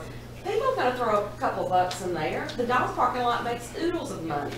Yeah, it People does. are honest and they'll throw it in there. I believe, Matt from the train, would you like to say something? Please. Yes, I will personally protect you. I just wanted to, thank you, and I just wanted to tell everybody, I went through, you know, the scenario about the deck because I thought you needed to just have the big picture. Remember my request to you, and that is, make a decision about doing the study and doing it right. Then you can do it in 60 days or whatever you want to do, but you've got a plan. You're not just taking the best idea that's thrown at you. It's just within the plan. So that's what I want you to take away, is the idea of the plan. Hi, my name's Matt Williams. I'm General Counsel for Patriot Rail, who acquired the Blue Ridge Scenic Railway along with the Georgia Northeastern Railway back a couple of years ago now.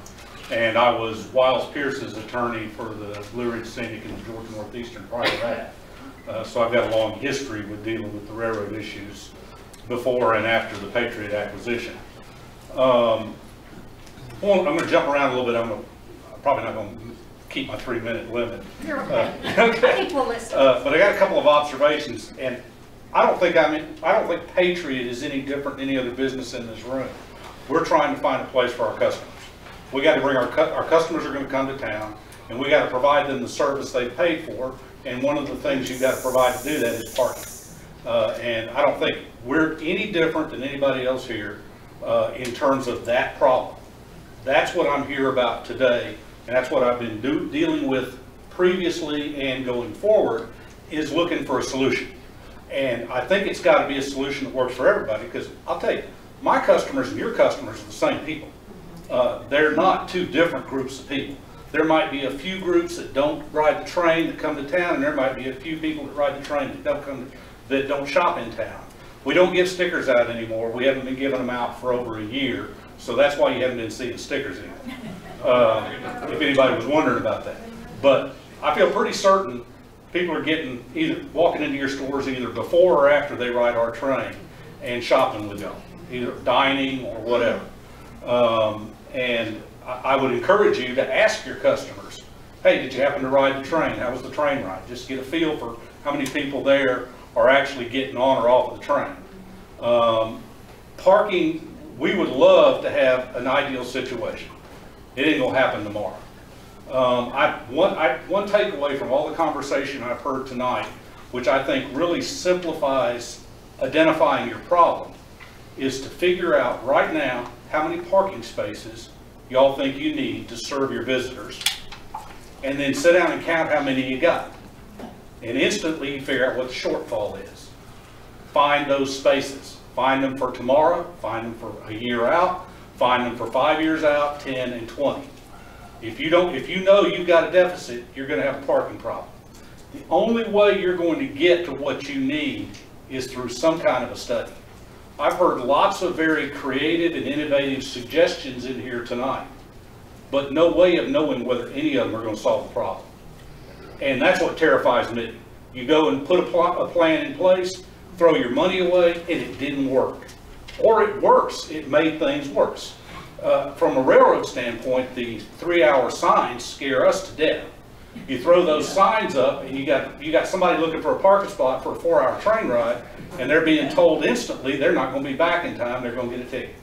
So now they're going, where do we park? Now, we as a railroad have resources that benefit the entire community to go with our attempting to find a solution.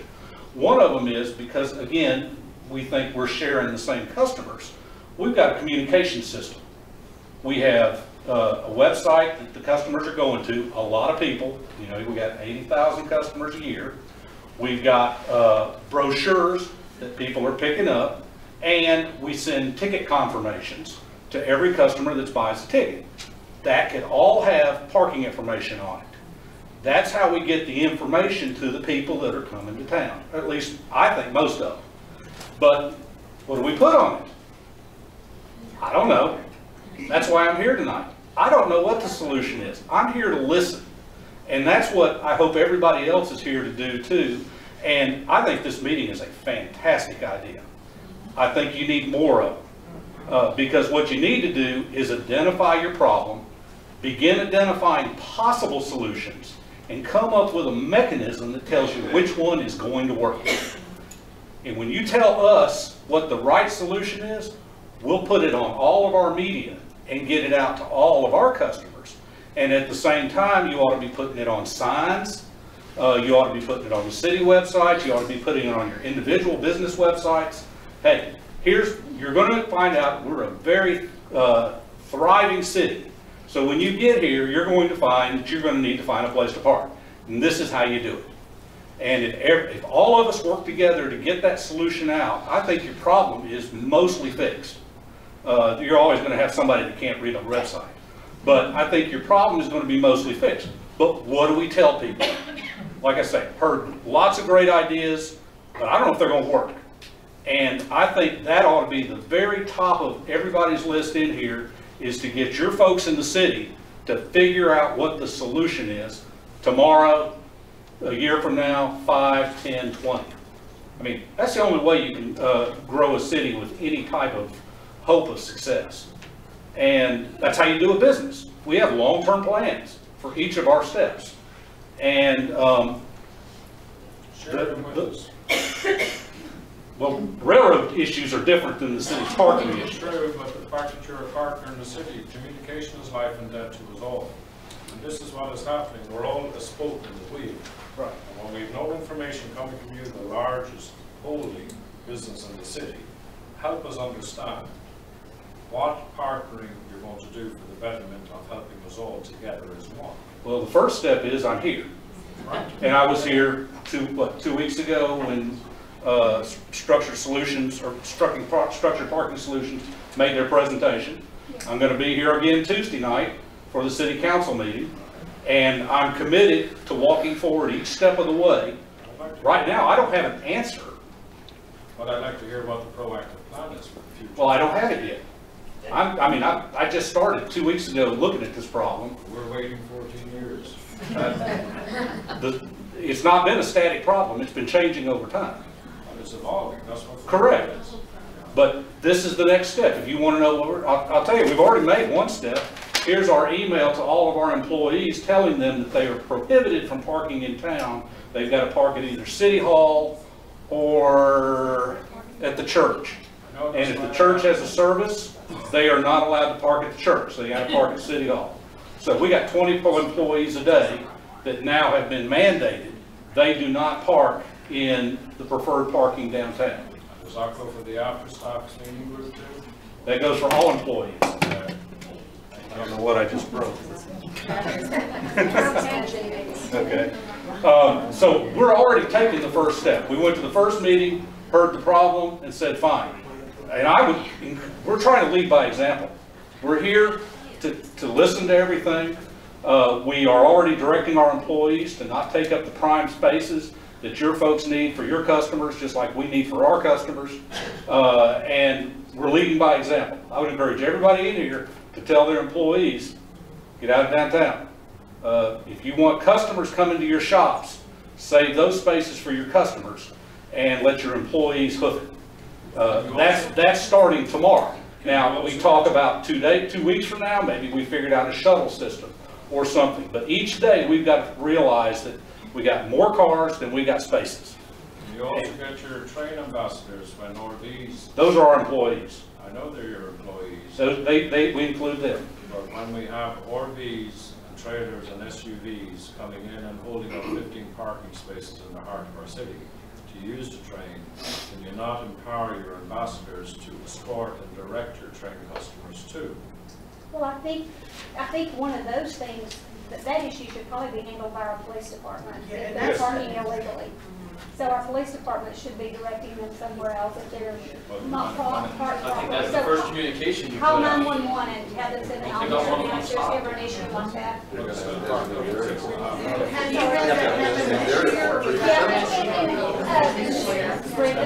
One of the issues is we do not have a designated area for tour buses and those RVs. There needs to be a place. That needs to be part of this planning process. Yes. And that's, I will say, that's not actually just a train problem, that's a city problem, because they might not be riding the train, they might be going downtown to eat or something, or Dairy Queen, you have a lot of downtown. Actually, have a lot of church groups in the fall, they bring these big buses up, so it's not, I'd say the least amount of people on your train, you have more church groups coming than anything that are parking like Well, that. I will say the train buses are actually using Robert's Way. No, actually, when people call and make reservations for a group, they are asked the question, are you bringing a bus?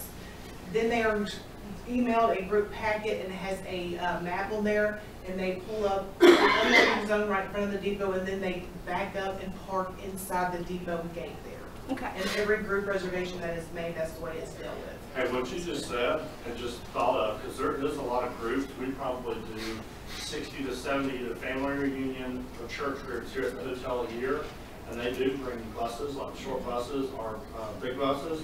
If there was a shuttle service in downtown, there's already 2 shuttles around town, but one of them sits at Walmart, I think, most of the time. But if we utilize those, they can even come pick up those people at the hotel and take them circle around town, and that eliminates, those big buses being in downtown, because the streets are not really wide enough for them to turn and get around down there anyway. So. Yeah, well, that just. You have anything else to add to? I don't have anything further to add in terms of observations. I hope y'all are going to do what I do when I leave here. Of course, I got people to answer to. We're all trying to turn a profit just like you are. We don't have money to just throw away any more than I'm sure y'all do. We've got to do our own cost benefit analysis of the different options we're looking at to find out what is most feasible, just like I'm sure y'all do. And that's where we're going from here. We're going to continue to keep listening to suggestions, but what I really am looking for from the city is a comprehensive evaluation of the problem with a solution that they have a confidence level in that will fix the problem. Again, we don't want to get behind some idea like parking meters that we don't know will fix the problem. We don't want to get behind some idea like some remote parking lot with a golf cart if we don't know it'll fix the problem. We want a confidence level that whatever's going to happen will fix the problem. And we're taking the short-term steps that we know will help, like making our employees stay out of the downtown parking, and looking at other options as well. And I encourage everybody to do the same. Very good. And thank you for listening. Can I ask a question? Yeah, absolutely. There's been, and I don't know the answer at all to this. This may not be true, but does the train already own property somewhere along the railroad tracks that they could actually, that's accessible, that people riding the train could pull in there and not even at all come into downtown to start with, and pull into that lot and load the train outside of downtown? No. Do you own a lot? There's not one at all? No. The previous owner, Wiles Pierce, owned a separate piece of property himself, south of town. But the Patriot Rail did not buy that piece of property. Okay. And he actually bought that kind of at the end of his time. So that was actually his goal. So that's why you've heard that, because he was trying to move his parking to that area. He still owns that lot. Well, is that something that maybe the train could explore as an option to either lease from him if he's sitting on that, or to look at purchasing. Is that an option that you can at least explore and meet back with who you need to talk to see if that's an option to move parking altogether out of downtown? We're looking at all kinds of things. Keep in mind, that's a very big added expense. Absolutely. I mean, you know, I'm not suggesting anybody in here go and build their own little parking deck for just their customers. Doesn't make sense. And keep in Plus you mind, gotta get people Drew, back and forth to there. Right. The shuttling. if they're down there, they're going back to their car, and then they're gonna have, if they're gonna come back to town to shop, they're gonna have to still come back and find parking spaces. Do you know what I'm saying? No, I understand. I think there's, well, I think that it comes down to what we saw before with studies. I think we have to do some more studies, because I'll tell you personally, and it's, I have a very, my business caters, first off, it has to be a female from ages about 16 to 50. So I have a very,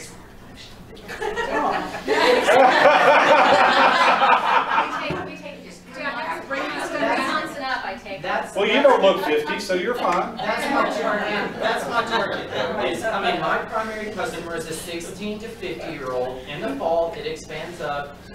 Trust me. But my thing is, I can just tell you from my experience that the typical train rider that I see is a child, or it's a grandparent taking their grandchildren. It's not my customer. And I know that's not true for everyone. I'm good friends with people on the street that have fudge shops and restaurants and cupcake shops, and the train's great to them. It absolutely caters them. So I think we have to do a study to see if the train itself, though, is serving the majority of the businesses, and we have to do some kind of study, because I know Caesar was saying that it was great for his business, which I think you've got some kids' clothes. It's not just great, Drew. I can chart it for you. I can tell you that the hours when the train gets back into town is traditionally one of the biggest hours of business I have. I can show you that when the train starts up in March, business jumps up. It does pick up. I mean, but I think those things are chartable. I think that's what we've got to get to, though, is some chartable, we've got to get some data collected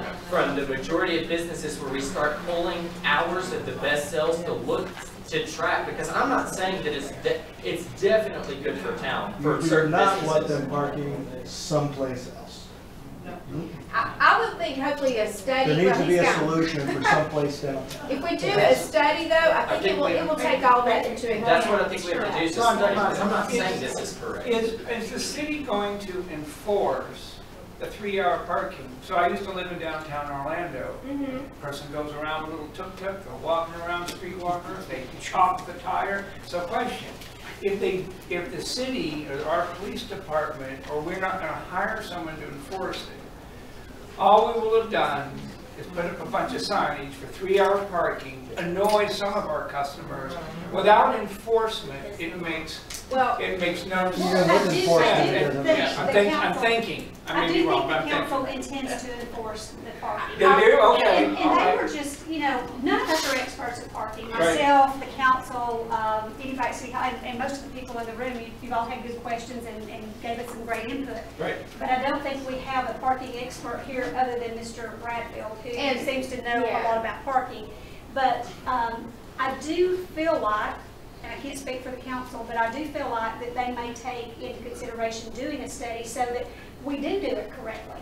Because I don't think any of us have enough knowledge to do it correctly without that help. I talked to Chief Searcy just 2 weeks ago. This was after the council had voted to implement 3-hour parking. And Chief Searcy had not been consulted at all about this. And he didn't really know how or when it was even going to be implemented. He said he had not gotten any, it had no discussions about how to actually implement it, if he even has the appropriate staff to do so. So I asked Chief Searcy if he would talk to the other council members to at least hold off on putting the signs up until we can come up with a plan. I know he talked to Harold and I believe to Bruce, and I think Bruce did agree maybe to hold off on that. So hopefully we can come up with a plan and figure out if it is going to be enforced. I mean, I would think if you're going to put up 3-hour parking, you should enforce it. The customers will learn very quickly that it's not being enforced, and then we've just wasted money on signage. They'll slowly kind of start, and the employees, and they'll start understanding that very good that we should hold off until we are willing to. So hopefully they're going to hold off until we can. At the last meeting, they said they were doing ordinance and zoning, and that takes a couple of months, so they were postponing putting the signage up until that came back. So it gave us a 2-month. At least you at least have a 2-month period, so we'll see what happens, Nathan. I just want to say my only concern with them doing booting and ticketing in downtown Blue Ridge is our people coming to town to visit and having a great experience in Blue Ridge is the last thought that they want a Blue Ridge is that they got a ticket or booted downtown Blue Ridge. Oh, I agree. Before they left town, and I talked to 3 of the officers with the City of Blue Ridge Police Department this week, none of them had ever heard anything about limited parking, any type of enforcement, or any type of rules or regulations that would affect them. Yeah, and that was my whole thing. There's not been a discussion between the council who voted to do this and the police department. So it's kind of like a haphazard decision, or anybody else. So, yeah, to me it was jumped in a little bit too Well, are the quickly. 3-hour signs a done deal? It's been voted bought? on. Actually, They the bought 2-hour some? signs were actually ordered several weeks ago, and I understand that she's having somebody change them to 3-hour signs or something. But hopefully, I think there was a commitment from a couple of council people to extend it out that couple of months as some of them have said. And I think, you know, they understand that they don't want to cripple you guys from being able to do business on a daily basis. So Do they get rid of the? And she sat out there in the meeting and said she didn't give a damn about it. You know, we'll just put the file over it. Hopefully, everybody will have calmed down and they have decided we want to keep Blue Ridge thriving. If we're lucky, we have a parking problem. I go to other cities and hear constantly, you know, Blue Ridge is thriving. What are we doing wrong? We have empty storefronts. We have businesses that we can't pull businesses here. And I think a lot of those places come and visit you guys and ask you to open a second location, right, Drew? I think that's happened to you and a couple of others. But we're very fortunate. We're in a thriving town, and I'm very blessed that we have people like you guys that come in to help us make good solutions. We just need some good solutions. And I know we had kind of set a time of 8 o'clock because I know people don't want to be here. You need to go eat dinner and do your thing. But we do have 2 more people with questions. Do you guys mind if we take 2 more questions and then we'll call it an evening? I think everybody else has asked questions except I think there's one If more. anybody else needs or wants to answer one. Millie? I just want to clarify, are we leaving tonight with 2 options, or are we exploring other ideas still? All ideas. Because the options of just 3-hour parking or paying a privately owned company to build a parking tower is all I've kind of... Actually, I think that what the next step should be, we probably are going to, he's going to come to the next meeting, Stevenson, he's going to present this to the council where they will do a study. The study will determine where we should go. And if we listen to the study, whether it be... And this is a study through Vulcan? And this study would be with stakeholders also. Yeah, with stakeholders. It's not just back on the Downtown Development Authority where the state of Georgia came in and was offering us solutions to parking. What was that, 3 years ago, roughly? Yeah. So we actually have that information to pass on. And the parking day was actually... an option from the state when they came in and offered to help us and with our parking needs 3 years ago, because from what I understand, it was kind of shot down at our level, going, no, we don't need it. It was about 5 years ago. Yeah, I think it was in our first term, and I remember this. Well, I was told by one council member that we didn't have a parking problem. I went, what? So I would just like to hear more solution ideas before immediately taking away where the town can benefit. Yeah. I think right now we're in a situation where we've got have a council who've implemented 3-hour parking, so we've got to deal with that issue quickly.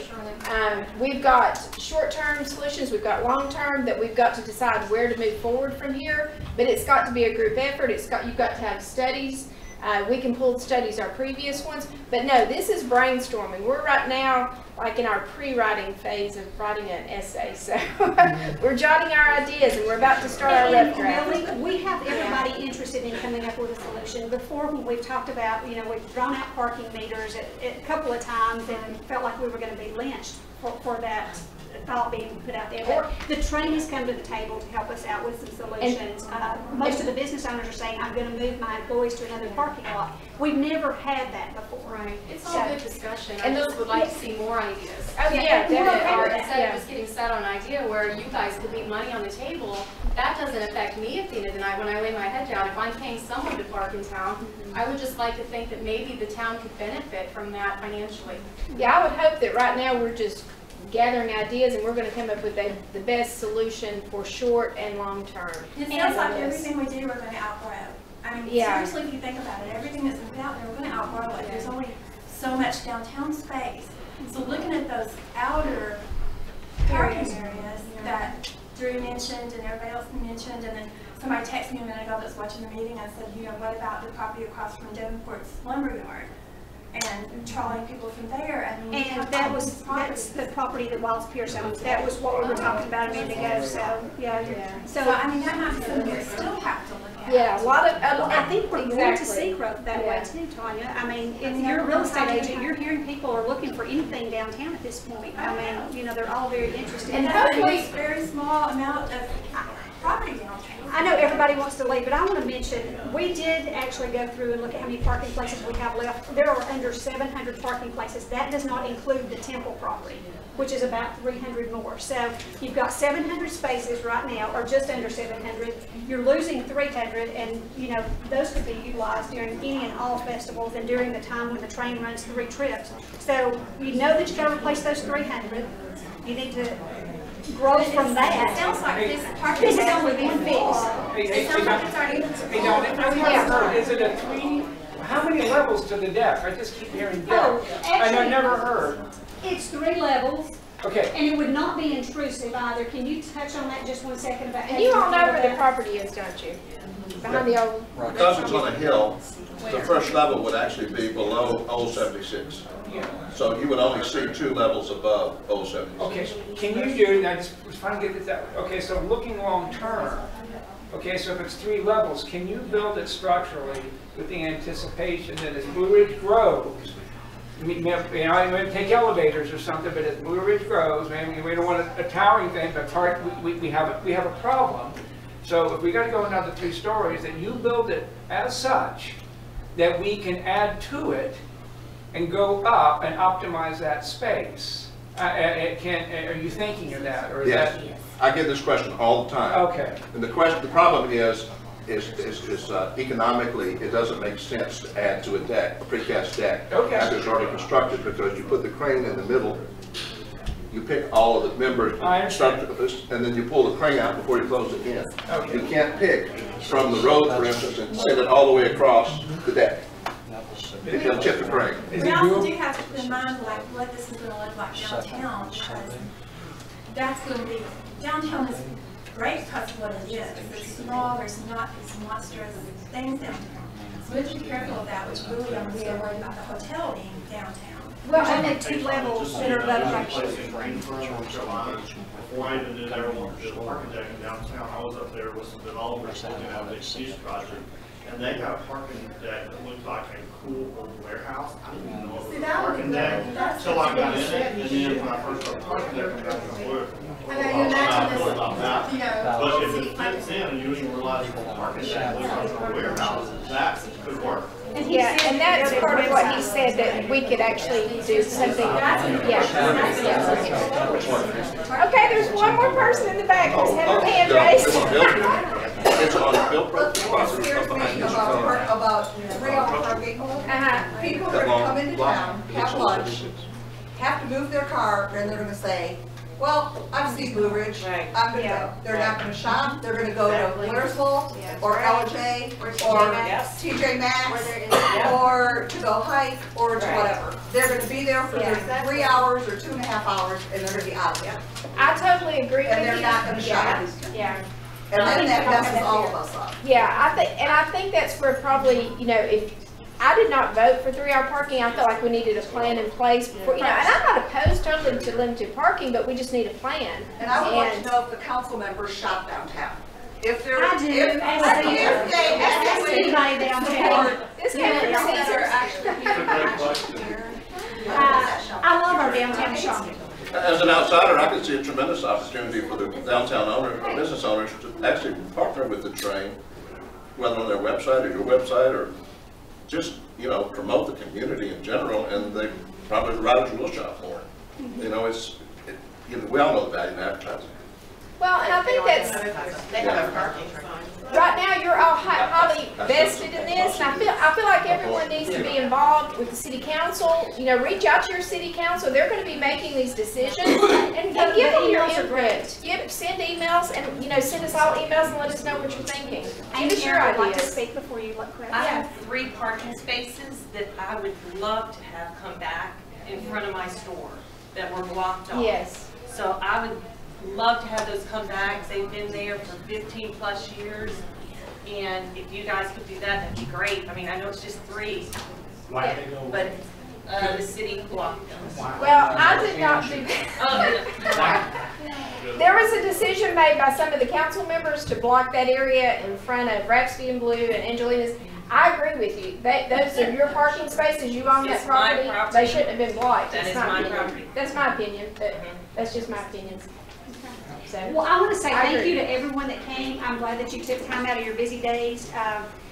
Without your help and without your input, it's going to make it very difficult for the council members. So hopefully some of the things that you said tonight, they've heard them, maybe they've watched, and if they didn't, they missed a good opportunity. I think it's been video, so they could actually watch it later.